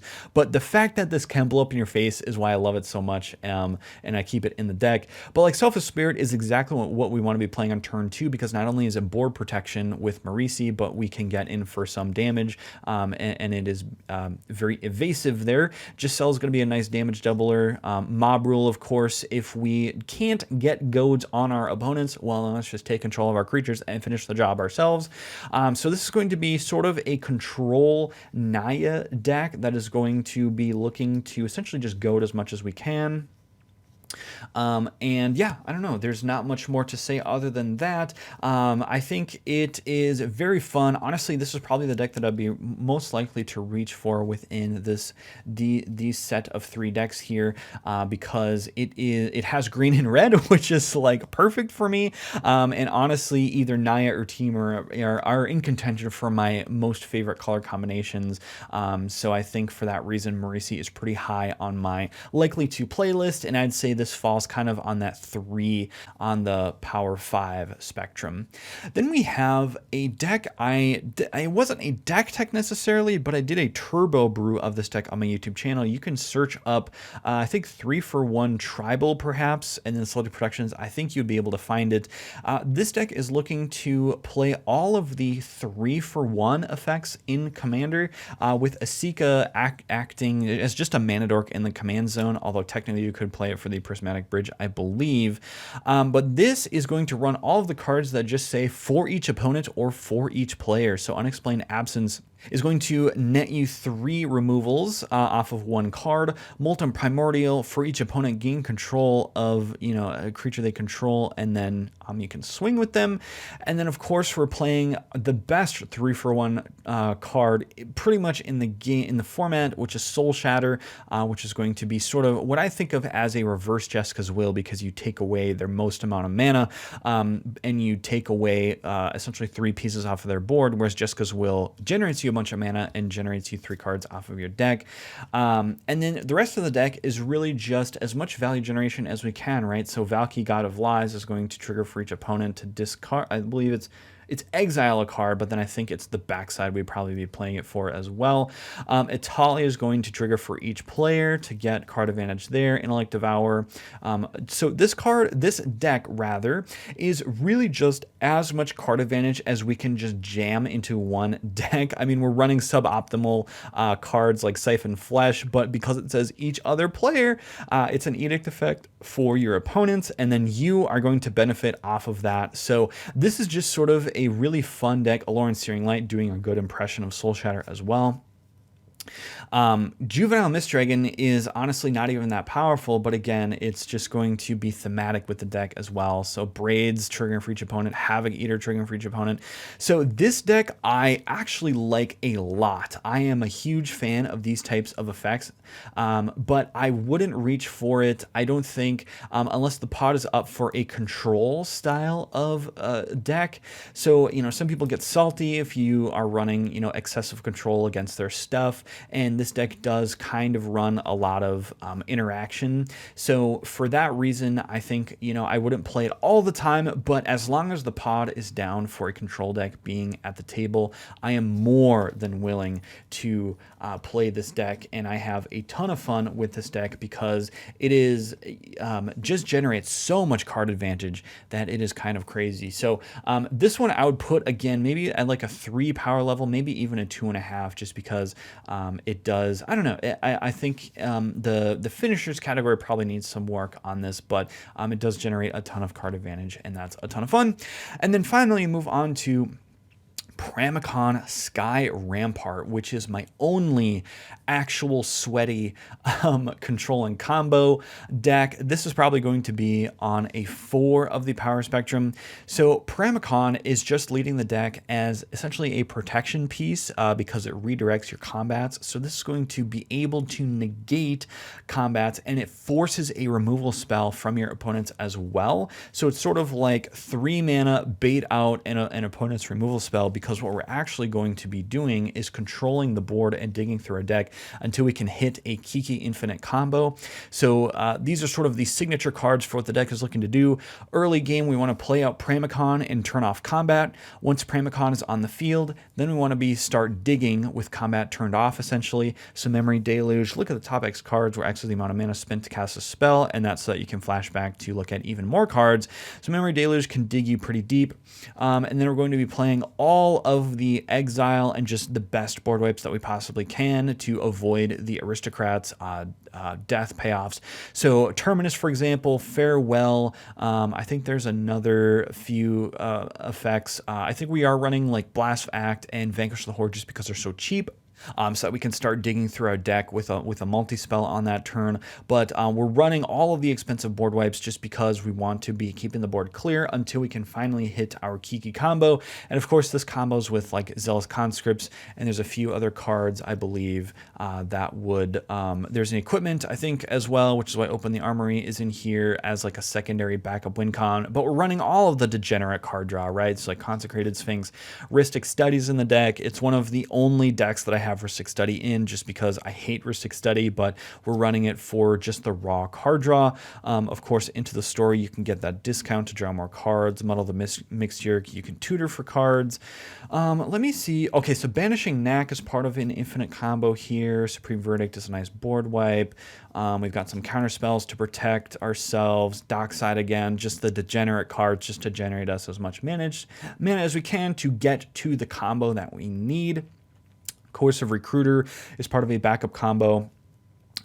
So I will be doing a deck tech on this deck probably pretty soon. Zealous Conscripts is another combo piece there. I'll probably do a deck tech on this deck pretty soon in order to show you guys kind of how it works. But this is, I will say, it's kind of a fragile combo, right? Because you can interact with Kiki at instant speed. And if you don't have a counter spell, then you are a little bit dead in the water because there are not that many ways to recur things out of your graveyard, but like we're running all the exile board wipes like Sunfall, etc. Midnight Guard is part of another infinite combo. Our Revelation. Oh, Thornbite Staff is the combo piece here that's Open the Armories in for. So that is my only like heavy control and combo deck, and this deck almost never makes appearance at my casual games because it is, I mean, it's very oppressive. Well, let's not kid ourselves here.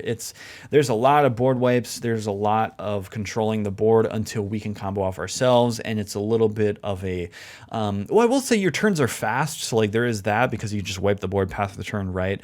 But the downside is that like people just get salty. So for that reason, it doesn't really come out that much, but I will play it every once in a while if we're in the mood for a degenerate combo game. So these are my control decks, and I think out of all of these, I'm probably most likely to reach for my Marisi deck, followed by 3-for-1 Tribal, and then Pramicon I would almost never break out unless we're in a specific high-powered pod.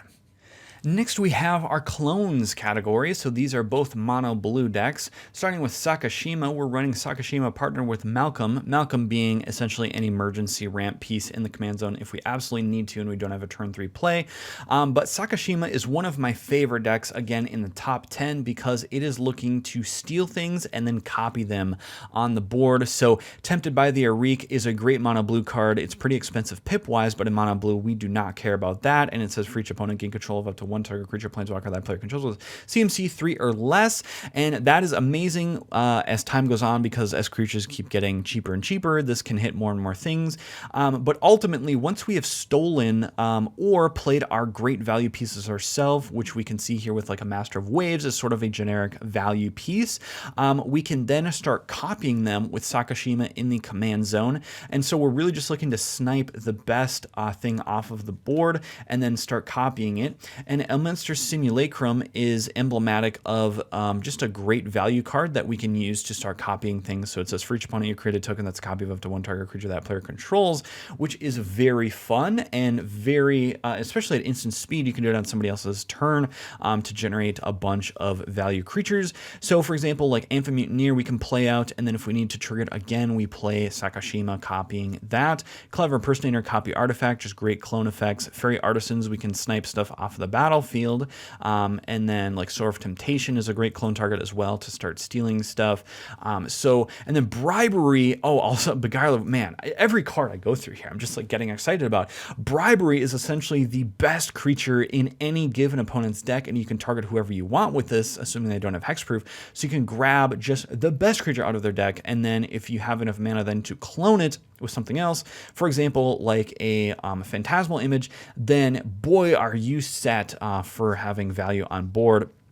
Beguiler of Wheels also can start stealing stuff, and you can either copy Beguiler of Wheels or copy the things that you are stealing. This deck is a ton of fun. I actually built this while we were on our honeymoon in Hawaii. I had such a blast building this, not only because obviously being in Hawaii, but I just love mono blue shenanigans. I really, and I mean, not even like the counterspell or control aspects, but just like the stupid crap you can do with mono blue is a ton of fun. And so for that reason, Sakashima honestly probably makes it into my top 5, if I'm being completely honest. But even though it's in the same archetype as we transition over to Orvar the All-Form, this is at like the bottom of decks that I would reach for. I would almost never grab this just because Orvar tends to be, I don't know, kind of big-brained, and I don't know, I don't have infinite combos with Orvar, although I know that he has a lot inherent to a lot of decks that are built with him at the helm. But what Orvar is looking to do is really just create copies of either himself or other things on the battlefield, and so like Vesuvian Duplimancy is kind of like a copy of Orvar, and so there's just a ton that you can do, and you're running a bunch of jank stuff that like you normally wouldn't run. So like, for example, Hidden Strings, right? You may tap or untap target permanent, then you may tap or untap another target permanent, and then you cipher it onto something so that you can trigger it again.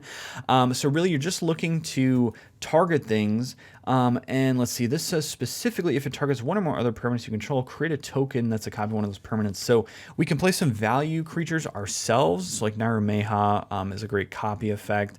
Janks you would like never see in a normal deck. I'm trying to find what's like a good value creature. I mean, I guess Glen Elender is like a good value creature to create copies of.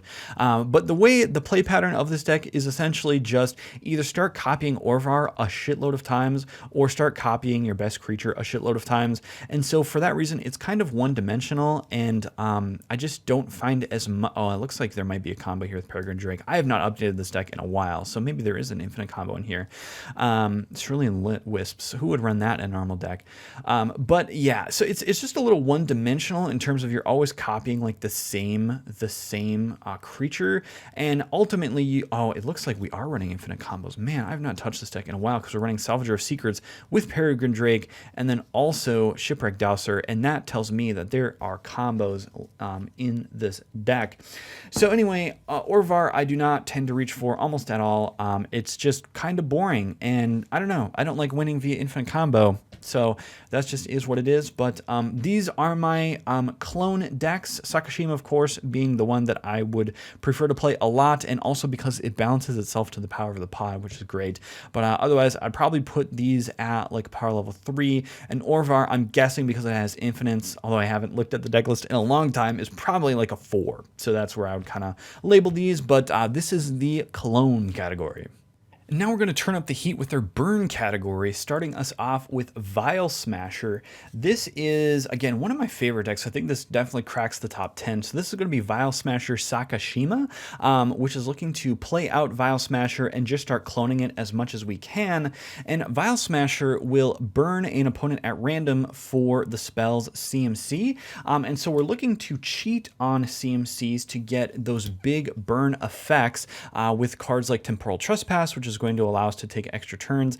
Mind's Dilation, get a spell on each of our opponent's turns, because whenever they cast their first spell each turn, that player exiles the top card. If it's a non-land card, you may cast without paying its mana cost.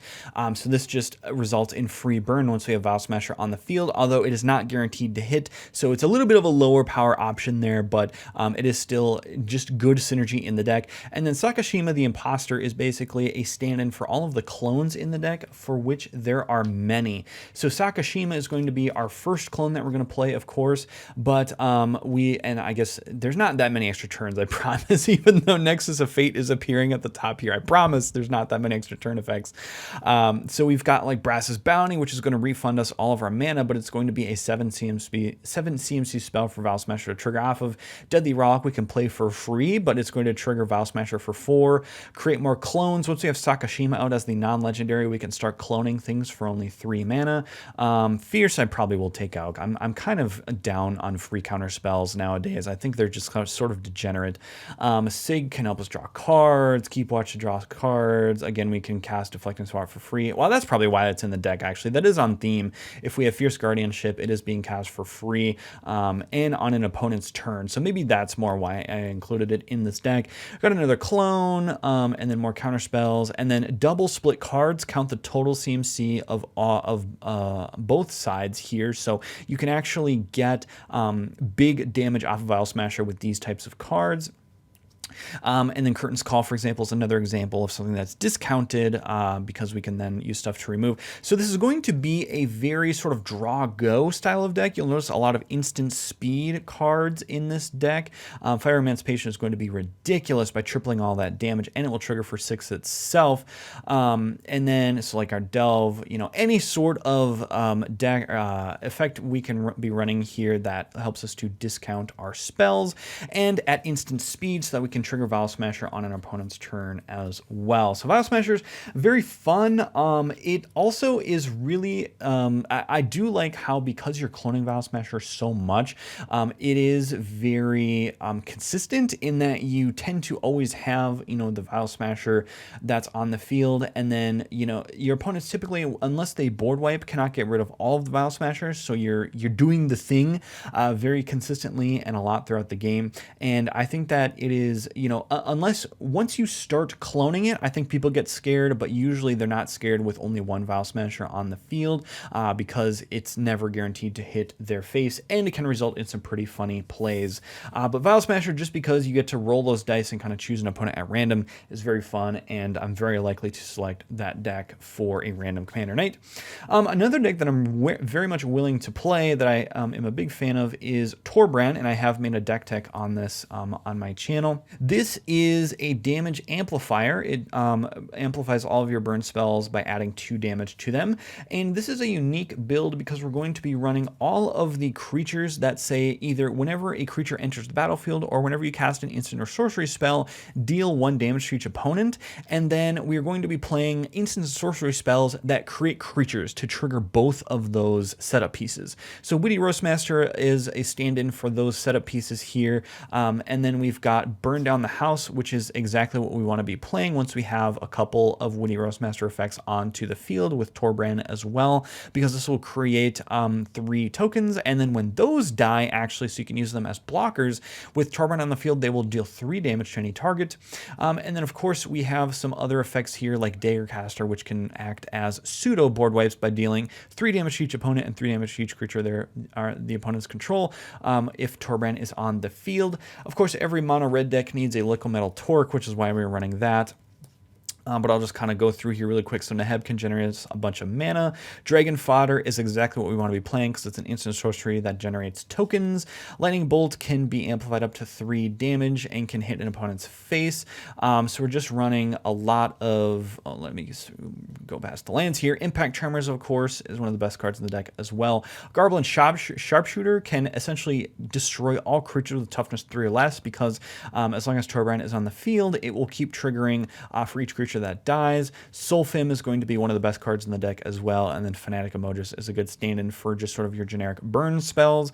And the Fairy Confluence is another great example because the modes trigger separately, and so you can actually deal 4 damage amplified by Torbran 3 times, so it would deal a total of 12 damage off of just choosing the second mode 3 times there. So that is mono red. I absolutely love playing mono red, and it just burns people, which is super fun, and it creates very short games, which I enjoy for towards the end of a night for limited thinking and quick games. Next, we have Carrick, Son of Yawgmoth. So this is going to be a life drain deck, and a lot of people run Carrick as sort of this degenerate tutor and combo deck. I do not do that. This is a life drain style of deck. So we want to be playing Carrick basically for 4 mana, paying that 6 life, and then pretty much every card in the deck is going to be draining our opponents and gaining us life at the same time. So any card with Extort, Pontiff of Blight, one of the best cards in the deck, you just want creatures to have Extort because once Carrick is on the field, instead of paying the black for the extort cost every time you cast a spell, you can pay 2 life, and then Pontiff of Blight, or the extort will trigger so that each opponent will essentially lose 1 life, and you will gain 1 life for every spell that you cast because you are paying the life instead of the black for that extort cost. So that's very, very neat interaction. Soren Markov is just a great burn spell by setting target opponent's life total to 10, and of course, we have the classic Exsanguinate sort of standing in for all of the drain effects that you might find in this style of deck. So we are running so like Falconwrath Noble is going to be another drain style of effect. Let me go past all of the lands here. Grave Endeavor is going to trigger for that second mode. Each opponent loses X life and you gain X life. Noxious Gearhulk can gain us life. Aetherflux Reservoir is going to gain us life, and if we're very high on life, we can then pay a bunch of life into it to then nuke somebody. And there are a couple of life swap cards as well, so if we're low after playing Aetherflux Reservoir, we can then swap life totals. The One Ring is going to help us draw cards in mono black. Meathook Massacre is going to be another great drain effect. Stinging Steady can trigger us for 7, so draw 7, lose 7. Gary is going to be in the deck, of course, just the best drain spell pretty much ever printed, and especially in mono black. Each opponent loses life, you gain life equal to life lost away. So Blood Tithe, just a great, I mean, it doesn't do much on its own other than just gain us a bunch of life so that we can keep draining the table. And of course, Wound Reflection is going to be great. Here we go. Here's a life swap effect. effect. Profane Transfusion is going to be pretty great as well. So Carrick is pretty fun. I've found that Carrick gets hated out of the game quite a bit, and it does help though that he does have lifelink, so he can kind of fuel his own shenanigans. But this deck I am a big fan of playing, and I think that it's just fun to drain life. You definitely for this deck have to have your hand on the life total, so like in terms of just managing everything on the board, you're just going to be fiddling with life totals quite a bit, and I think that this deck might scare some folks just because the speed at which it can drain is pretty crazy, but Carrick I do enjoy a lot just because he cheats on mana costs, and that is one of my favorite things to do in Commander. Finally, we have Nekusar, which is going to be more of a card draw burn style of deck. So Nekusar, of course, reads, at the beginning of each player's draw step, that player draws an additional card, and whenever an opponent draws a card, it deals 1 damage to that player. So we're going to be forcing a bunch of draws. So we are running, of course, Shieldred the Apocalypse as a backup effect, but like Force Fruition is exactly what we want to be playing, and every efficient wheel effect that we can possibly come across. So that's signified by Whirlpool Warrior. Nekusar is pretty fun. I think he tends to be kind of the villain at the table, but people do appreciate that extra card draw. But I think he can definitely close out games a lot quicker than people think, just based on the amount of wheels that he can play. So these are my burn decks, some of my favorite. I think out of these, they tend to all fall along that 3 power, I would say. Most of these, actually, I would say these all fall on the 3 power out of 5 scale. And out of all of them, I'm probably most likely to reach for Mono Red or Vial Smasher out of the 4 here. So that is the burn category. Up next, we've got our counter manipulation decks, and these are actually 2 Atraxa Praetor's Voice decks, but just with different builds in the 99. So we've got a +1/+1 counter build here. So Atraxa, of course, being a proliferate on a stick, and that helps us to grow our creatures. So our best creatures that we can probably have out on the field would be like a Champion of Landhold, which puts counters onto itself and also makes our creatures unblockable. And then once we have those counters, we're going to be abusing them with all of the proliferate style of effects. So Tezzeret's Gambit, and then we've got some like one-sided board wipes with Damning Verdict, etc., etc. I really enjoy playing this +1/+1 counter deck. I will say fiddling with dice can be kind of annoying sometimes, but quite often this just satisfies my inner Timmy by just making gigantic creatures incredibly quickly, and so that is the goal, is to just generate just a massive board state and then abuse all of the proliferate style of effects, which I think personally Wizards of the Coast have designed as being pretty undercosted compared to the actual benefit that they deliver in any given game. And then we have Poison. This one I'm not likely to reach for. You kind of have to have a pod that's down with Poison, but this deck is aiming to, play your infect and toxic style of creatures, so like a contaminant grafter. It's, for example, is a 5/5 trample toxic 1. Whenever one or more creatures you control deal combat damage to one or more players, proliferate, so it pays off itself, and then you can draw a card and do stuff. If your an opponent has 3 or more poison counters, Blighted Agent, of course, being those low to the ground creatures that we want to run out and either start buffing or just start proliferating once they get those poison counters onto the opponents. And then once we've got those poison counters, we're just going to be proliferating all the way to a win.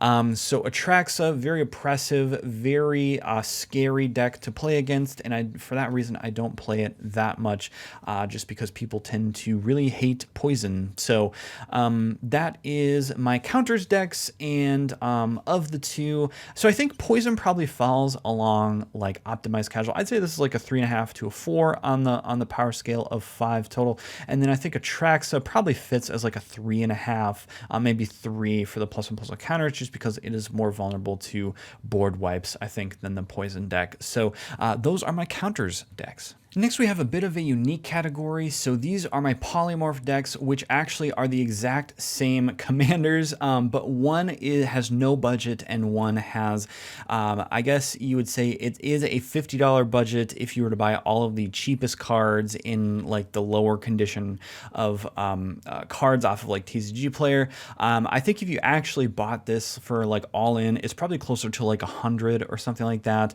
for like cards of near mint quality. But these are, I think this polymorph deck is probably my favorite deck in the entire game. And of course, you guys know that I love Teamer. So what are we going to be doing? We are going to be playing out Rogue Rack or any sort of token that we can generate, some low to the ground token. And then we're going to be casting a polymorph style of effect to then dig from the top of our deck until we hit one of the bombs that is latent in the deck. I think it only runs like maybe 10 or 11 of these giant bombs, so we're guaranteed to get it every time. And so we also have some cheaty style effects like Genesis Storm, which is going to do the same thing, but possibly multiple times because we can cast both Rogue Rack and Thracios for pretty cheap and get several copies of this. So Thracios is in the deck really just as a 2-mana creature to just run out. I've actually played this deck and had somebody kill Thracios because they were probably, I don't know, probably seated in C80H or something, but it literally is just a 2-mana 1/3 body in this particular deck that can maybe ramp us in an emergency. But in really, this deck is just looking to play massive bombs from the deck. So I've had, I think, oh gosh, I think it was the 10-mana Jin Gitaxias by like turn 4, and I was able to close out the game from there just because nobody had a hand that they could actually deal with the Jin Gitaxias. And then, of course, Void Winnower. These are just some of the big bombs in the deck.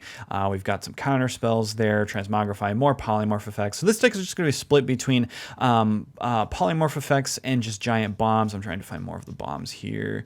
Blightsteel Colossus is just a crazy card to get out on like turn 4 and just demands an answer immediately. Defense of the Heart is a great cheaty spell. Ulamog you can get out, and Ulamog is great too because once you have one of your bombs hit the graveyard, then you can shuffle that back in so you can continue to polymorph your tiny little tokens or whatever. You know, maybe you recast Rogue Rack or recast Thracios or etc. Oh, Jin Gitaxias is right there. Look at that.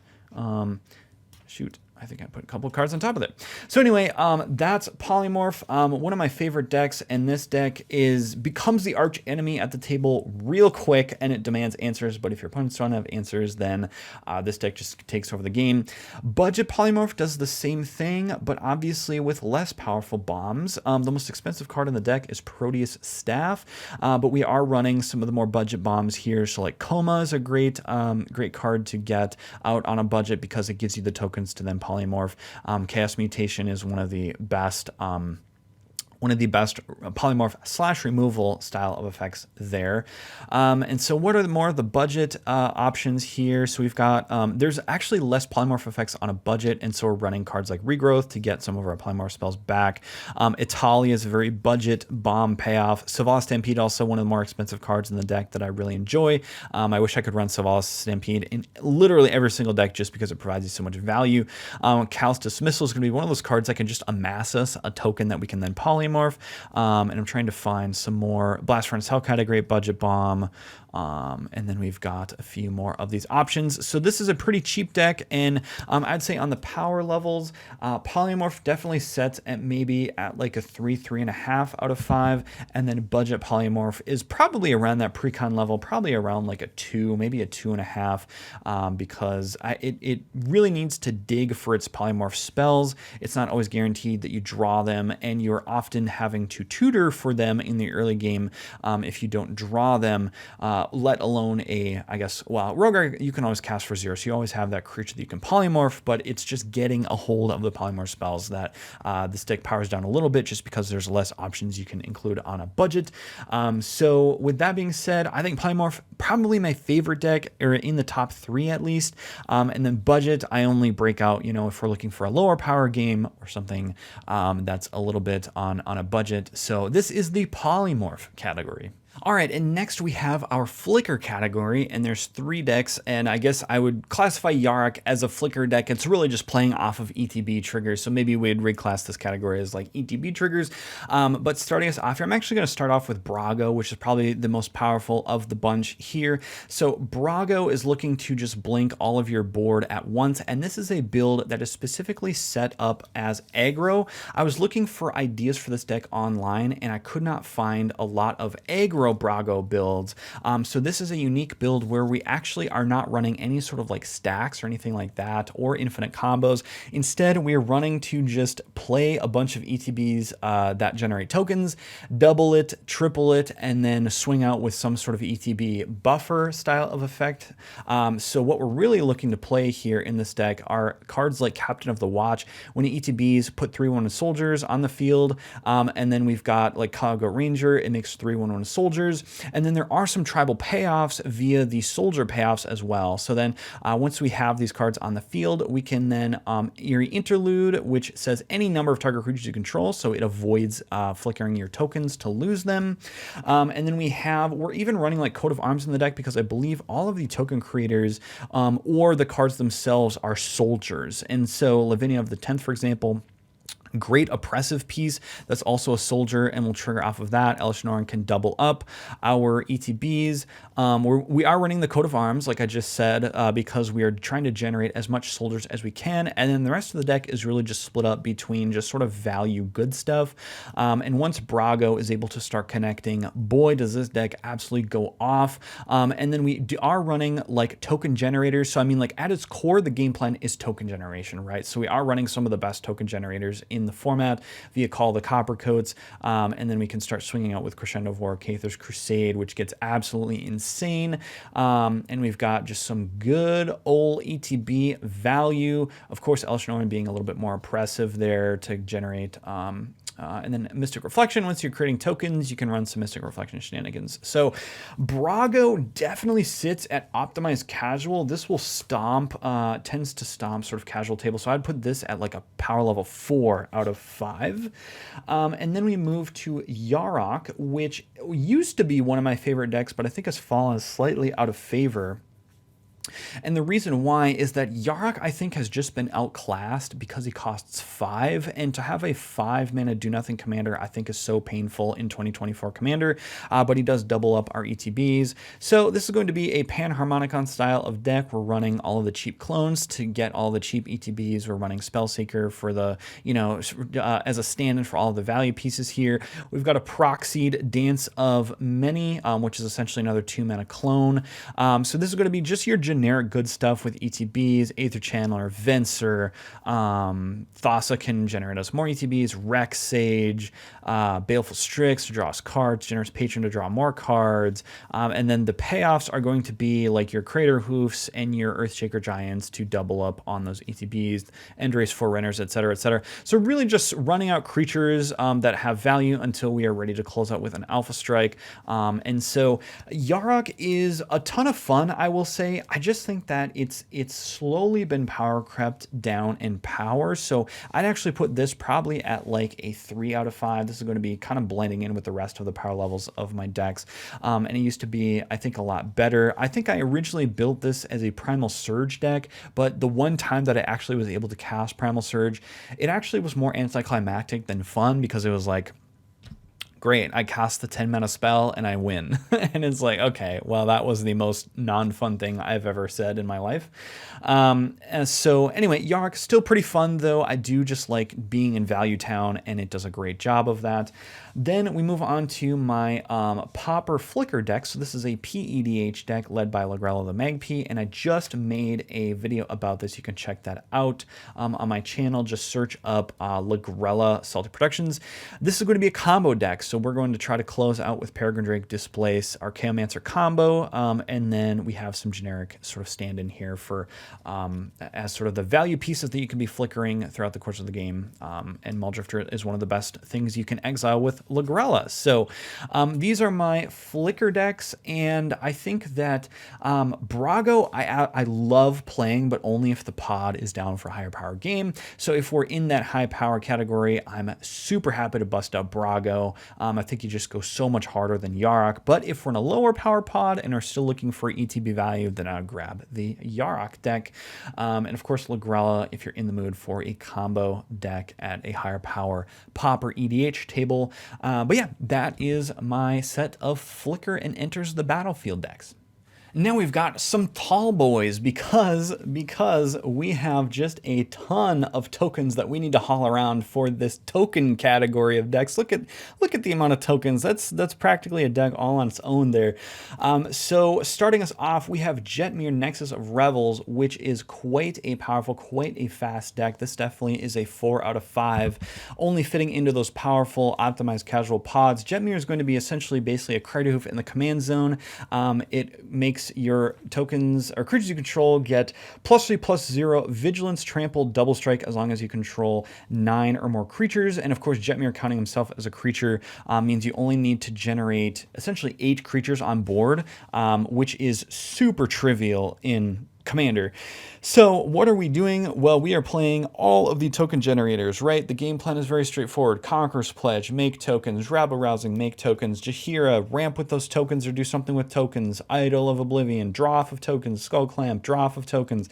Taunt from the Rampart is a great defensive piece, of course. Any deck with Boros, I can run it and will run it. But any sort of card we can include that incorporates token generation, Pest Infestation, Indulge to Excess, SRAM's Expertise, right? We're just playing the best token generators that we can in Naya colors, and then we're going to slam Jetmir, and if they can't remove Jetmir, the game is over. So this deck I almost never play because it is so darn powerful, and I just don't tend to bust it out unless we're in the mood for a higher power game. Then we have my Upkeep Tokens deck. So this is going to be another Prismatic Bridge deck. That's we're probably never going to play Asika, and instead we are going to play the Prismatic Bridge to get out the giant creatures that says on each upkeep make a token. So Beledros Witherbloom is the signature card here representing all of those cards. We're looking for any creature that says at the beginning of each upkeep create any token. And then, so once we are able to get those out with cards like the Prismatic Bridge or Selvala Stampede, because these are the only creatures in the deck that we want to really find, with some exceptions, the exception being like another Jetmir copy, basically. So we are running Jetmir as a nice overrun effect. But like we're running, so another example would be like Wolverine Riders, right? At the beginning of each copy, create a 1/1 Elf Warrior creature token. So we're going to dig through the deck until we can get to those. And then once we have the tokens on board, we are just going to start swinging out. And because we're in WUBRG colors, we can run all of the best cards from all of the colors, right? So I got some polymorph effects there. As long as we have tokens on board, right, we can just actually be polymorphing into more token generators. We've got, you know, another great generator here with Dragon Broodmother, Skull Clamp to draw cards, Benny Brax to draw cards. So this is going to be a different build that I am kind of a fan of, just because it's a little bit unique with the Prismatic Bridge. And well, I guess you could really run anything off of the Prismatic Bridge, but yeah, this is a token deck. The problem with this particular deck is that it tends to be shields down until you can play the Prismatic Bridge, and then you're really hoping that the Prismatic Bridge survives. So the WUBRG problem, I will say, like the minigame where you have to find all your pips is not that big of a deal in this particular deck, because I think that in the early game, you're just not doing that much. So you can kind of focus your mental horsepower on fixing your pips and ramping out, etc., etc. So that is the Prismatic Bridge as a token build.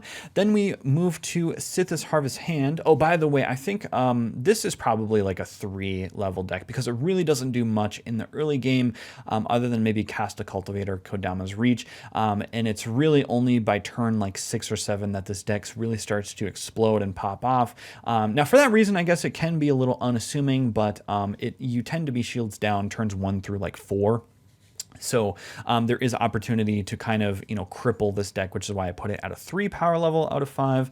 Then we go to Sithith Harvest Hand, which is going to be an Enchantress deck, but it is going to be a token build. So of course, Sithith being one of the best Enchantresses in the game. What are we going to be doing with this deck? We're going to be running out all of the best enchantments that make tokens. So Rabble Rousing, we saw with the Jetmir deck, is going to create a bunch of tokens. Any sort of enchantment that can ramp us or draw us cards. I don't know, Blossoms, Overgrowth, etc., etc. We do have the Selesnya card sleeves here. Gold Knight Commander is going to trigger off of our tokens being made. We've got removal as enchantments. Really just any sort of, enchantment here. Verdant Embrace, and at the beginning of each upkeep, put a 1/1 Sapperling into play. So this is going to be just running out as many creatures and tokens as we can, but as enchantments or anything that will make enchantments. And so this is going to be an actual aggro build for Enchantress. And one of the common complaints that you hear on, like the Command Zone podcast or something is that Enchantress's decks often have trouble finishing the game. They tend to durdle or play cards like Approach of the Second Sun, but this is definitely not that. This aims to win via combat damage, and boy, does it do so in style. And I would put this probably at like a 3 or a 3.5, just because it draws cards so effectively. It's just absolutely insane. Even with a board wipe, if your board wipe hits your creatures, A, you have enchantments to cover your butt, still, sort of sitting on your board, and then B, you already have generated so much card advantage already that the board wipe basically doesn't even matter. So I do really enjoy playing Sithis, and this is one that I would often reach for, probably in my top 10 decks as well. Next up, I have 16 total tribal decks, and because this video is getting quite long already, I'm just going to speed run through a lot of these, but I will sort of give a brief explanation of each deck as I go by. So Rogue Tribal is headed by Kami's Obscure Oculus, which is aimed at essentially playing very evasive rogues and then getting in for combat damage triggers. Rogues are in a weird spot in Commander, in my opinion, in 2024. I feel like a lot of rogues care about milling your opponents, and so there are payoffs for that, for having like Threshold or something like that. But I find that you don't want to be milling your opponents, right, in 2024 against a lot of the graveyard decks. So instead, this deck is focused on evasive creatures, and you have the extra Prowl cost that you can cast for alternative casting costs as well. And a lot of these decks tend to just sort of go wide and then swing out with like a coat of arms style of effect. So the game plan is similar in a lot of them. We have 2 human tribal decks here. Adeline Resplendent Cathar is a mono white, which is, I think, the weaker version of the mono white, or I'm sorry, of the human tribal deck archetype. We are playing cards like Sand Scout to kind of ramp us out. Mono white has a lot of catch-up ramp. Angel of Glory's Rise is great because it reanimates all of our humans. And then because mono white is so lacking in defensive spells, we are running cards like Reprieve. Adeline is interesting because she tends to generate a lot of humans pretty quickly. It's just that mono white struggles to be appealing to play, in my personal opinion. I just think mono white is kind of boring. But this deck I did build as aggro as I could, and is able to swing out with big alpha strikes. And then we've got Eowyn Shield Maiden. This one is one of my real decks, and it is a Jeskai Humans deck. And this one has a lot of the Lord of the Rings cards as well. And I found that with this specific build, it does run a lot of 1-drop humans, because I feel like Eowyn does really wants to play 1-drop humans to trigger the combat ability here to create 2/2 red humanite creatures with trample and haste, and then to be able to draw those cards. So Weathered Wayfarer, of course, being that 1-drop, Greyman of Aston Stalwart is going to buff up our humans, and then 4th Aerlingus is a great token generator.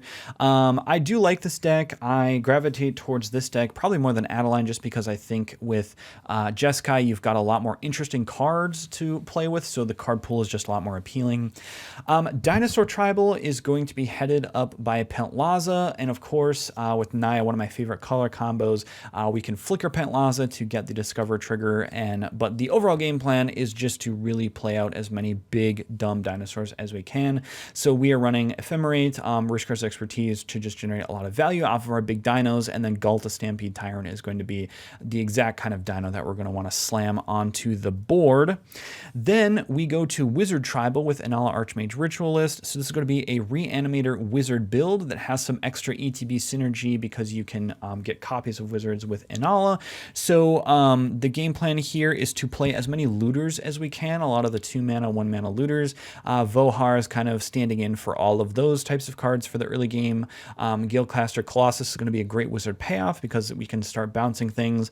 And then Sword of Temptation is going to be a stand-in for all of the sort of value cards that if we pay 2 via Inala's Eminence ability, we can get that ETB. Which I think actually this one would not be a great example because it will be exiled at the beginning of the next end step, so Sword of Temptation would not necessarily, the copy would go away, right? So we would, and it says it's only as long as you control the sower that you gain control of that target creature, but either way, it's a stand-in for all of the ETB effects that we can copy with Inala, and then we're going to essentially be running like Rise of the Dark Realms and cards like that can dig all of the cards out of the graveyard. Hawkball of the Surging Soul is going to be Merfolk Tribal, which goes so hard. I was inspired to build Hawkball because of the Professor's video when he was on game nights, and then I built it myself as high power as I could, and boy does this go incredibly quickly. Because once you get that Explore trigger to have that land stay on the top, then you can start putting 1/1 counters on all of your creatures. And so if you start amplifying the 1/1 counters or copying Hawkball, which we're running a lot of clone effects because Hawkball's combat damage at the beginning of combat trigger is just so good because it says each merfolk creature you control explores, and then whenever it attacks, you may put a land card from your hand on the battlefield. If you don't, draw a card. So just everything you could need in the command zone.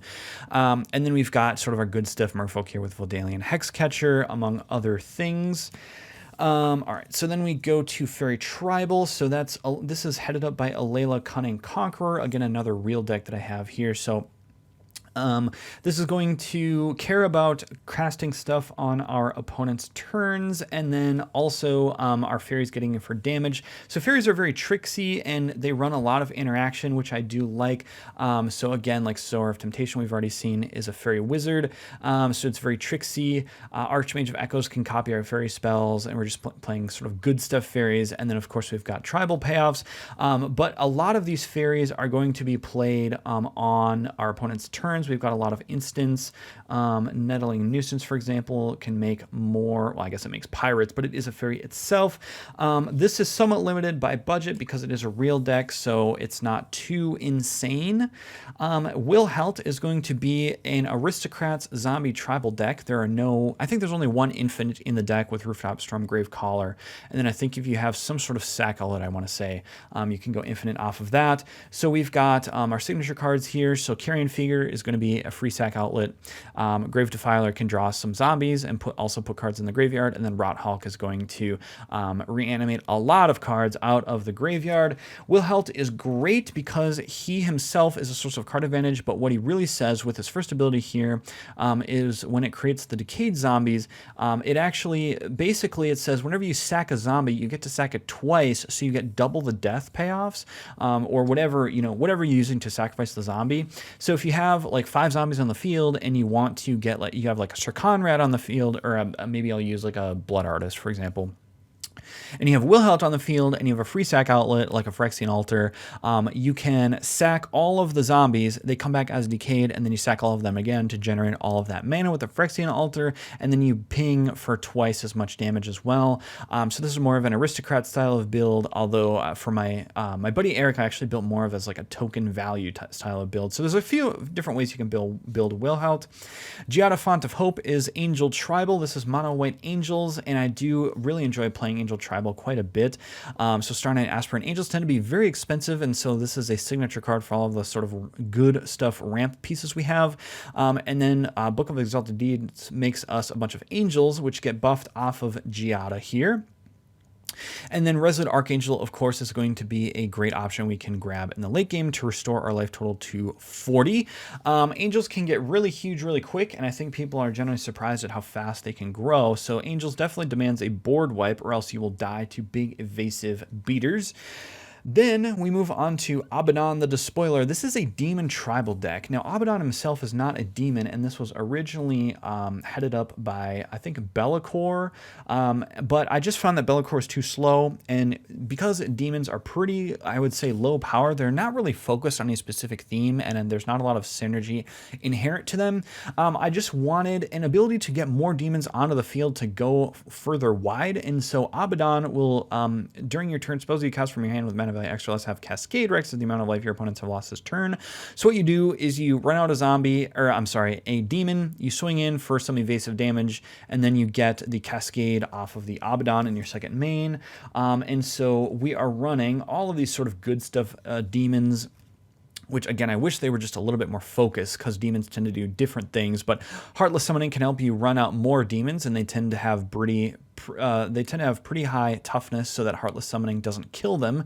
Carter Doomscourge can goad our opponents, but not actually goad. It's even better than that because your opponents are forced to attack with all their creatures, regardless of if they are goaded or not.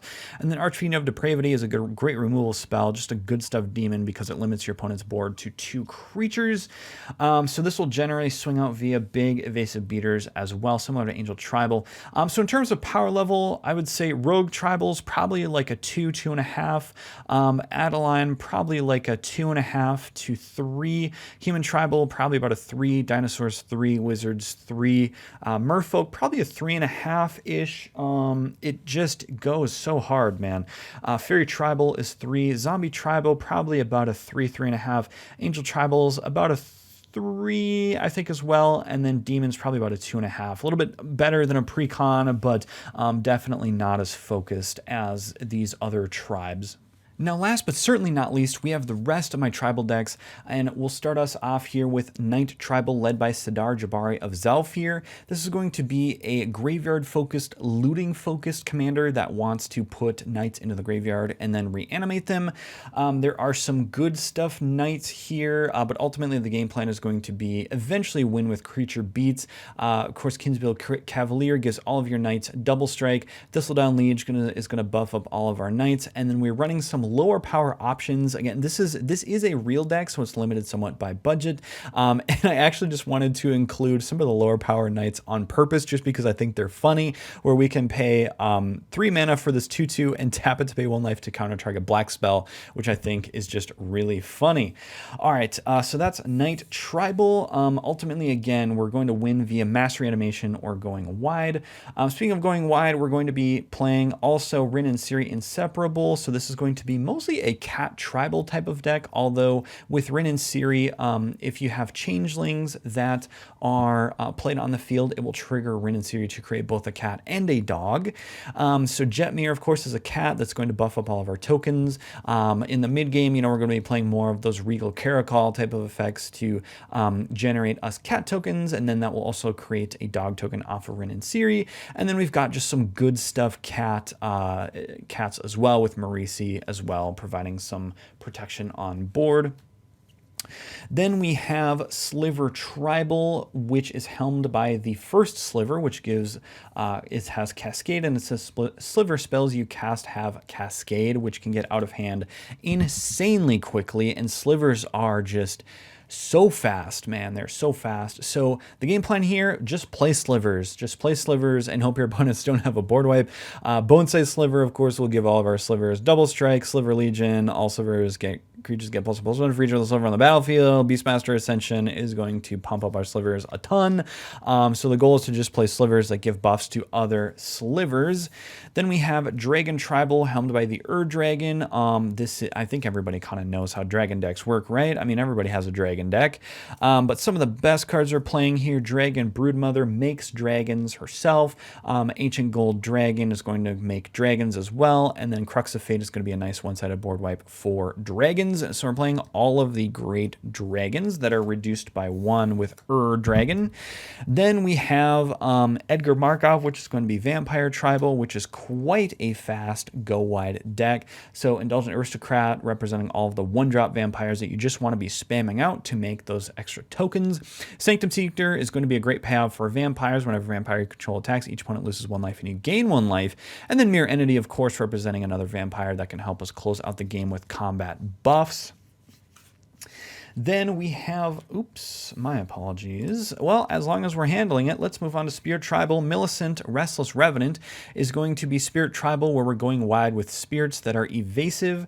And so what are we playing in here? We're playing a lot of the good stuff spirits, although there is some tricksy style of stuff that I like to incorporate. So I'm playing a lot of the Spirit Lords, actually, which normally aren't good on their own, but because Millicent will create spirits whenever it or another non-token spirit you control dies or deals combat damage to a player, create a 1/1 spirit creature with flying.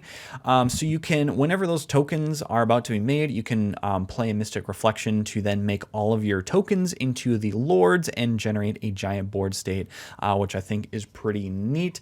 But Millicent is great also because it avoids that commander tax. Again, the spell costs 1 less to cast for each spirit you control. Then we have Rat Tribal. This is going to be helmed by Ashcoat of the Shadow Swarm, which is a great combat buff and card advantage in the command zone. And of course, we are playing all of the rat colonies. I think we're playing, it's like low 20s, I think, for a number of rat colonies in the deck, which gives +1/+0 for each other rat you control. Of course, we're playing Thrumming Stone to give our spells we control Ripple 4, which means essentially as long as we can pull a rat colony off the top 4 cards of our deck, we can keep casting it for free and keep continuing the loop. And then we've got some good stuff rats as well with Marrow-Gnar to create a bunch of rat tokens and buff up our rat colonies. And there's some other sort of good stuff here, like the One Ring to draw cards in mono black. This deck really just wants to be drawing cards and playing rat colonies. And then we have Elf Tribal, helmed by Izuri Renegade Leader.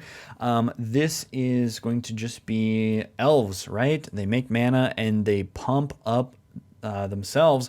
Elvish Archdruid is going to make a bunch of mana. Llanowar Tribe is a 3-mana mana dork, and Regal Force kind of standing in here as a card draw payoff for all of our green creatures. And of course, with Izuri, you can technically go infinite with a lot of the elves. I don't have infinite combos in this particular deck. One of my buddies, I think, does run an elf deck with Izuri that I built for him with the infinite combos. And once you get infinite mana, you essentially just immediately win the game by playing out Izuri and then giving all of your elves +3/+3 and gain trample until end of turn for each activation of his activated ability, and you should just do that an infinite number of times. So in terms of power levels, I would say Knight Tribal is probably a 2.5 to a 3, kind of right in that, like, I don't know, 6 or 7 range on the power 10 scale, but it's about 2.5 to 3 on the power 5 scale. Cat and Dog Tribal, that's probably about a 3. Sliver Tribal is probably about a 3 or 3.5. It goes pretty quick. Dragon Tribal is probably about a 3. Vampire Tribal definitely is probably about a 4. I think Edgar just goes incredibly quickly with that Eminence ability. Spirit Tribal is probably about a 3. Rat Tribal is, I don't know, that's hard to evaluate. It just depends on, I guess, how many rat colonies you can get and if they survive, but they don't have evasion, so probably more like a 2.5, maybe a 2 even, I guess. I don't know. Rats can get really scary though, so we'll just say it's a 3. And then Elf Tribal, I think, is definitely a 4. This is like fringe C EDH, I would say, if you include the infinite combos. As I have it built it now, it's probably about at a 4, so not quite in that C EDH territory. But oh my gosh, that was a lot of decks to get through, guys, and I think we have all of them. I'm looking through all of my surroundings here, making sure we've covered every single one, and I think we got them covered, which brings us to the end, which is the decks that I would like to build next. And I have 3 decks that I am looking to build. The Necro Bloom I am building right now and will come out with a deck tech here pretty soon. In addition, I want to make a Populate deck helmed by one of the Garrids, I'm not sure which, but some sort of Populate mechanic there. And then I also want a Toughness Matters deck, which it will probably be helmed by Arcades, but I've yet to decide if he'll be the commander, but he is the most popular commander for a Toughness Matters deck. So, including my 3 wishlist decks, that is a total of 67 decks if I did my math correctly, but if I didn't, I'm sure somebody will let me know in the comments. But that is the video, guys. Thank you all for sticking with me this far. If you have gotten all the way to the end of the video, let me know what your favorite type of pizza is down in the comments below. I would love to hear about what is the best type of pizza. Do you run pineapple? Do you not run pineapple on your pizza? Personally, I'm not a pineapple fan, but I think that ranch is underrated to be eaten with pizza. So my personal favorite, I think, as long as I'm just rambling and talking to the 3 or 4 people who are still watching the end of this video, would probably be chicken Alfredo or buffalo chicken ranch. I really enjoy just any sort of unorthodox pizza that gets outside of the typical like tomato paste flavoring of the sauce. So, all right. So anyway, with that being said, that is the video, guys. Thank you all for watching. If you enjoyed this video, leave a like on it. It helps me grow and helps me with the YouTube algorithm, be discovered and all of that. And feel free to subscribe if you want to see more Magic content. I come out with it regularly. And that's the video, guys. I'm going to go have lunch. It has been a long time as I record this. We're just about to pass the 2 hour and 47 mark. Wow. Okay. All right. I will see you all in the next one. Have a good rest of your day, everybody.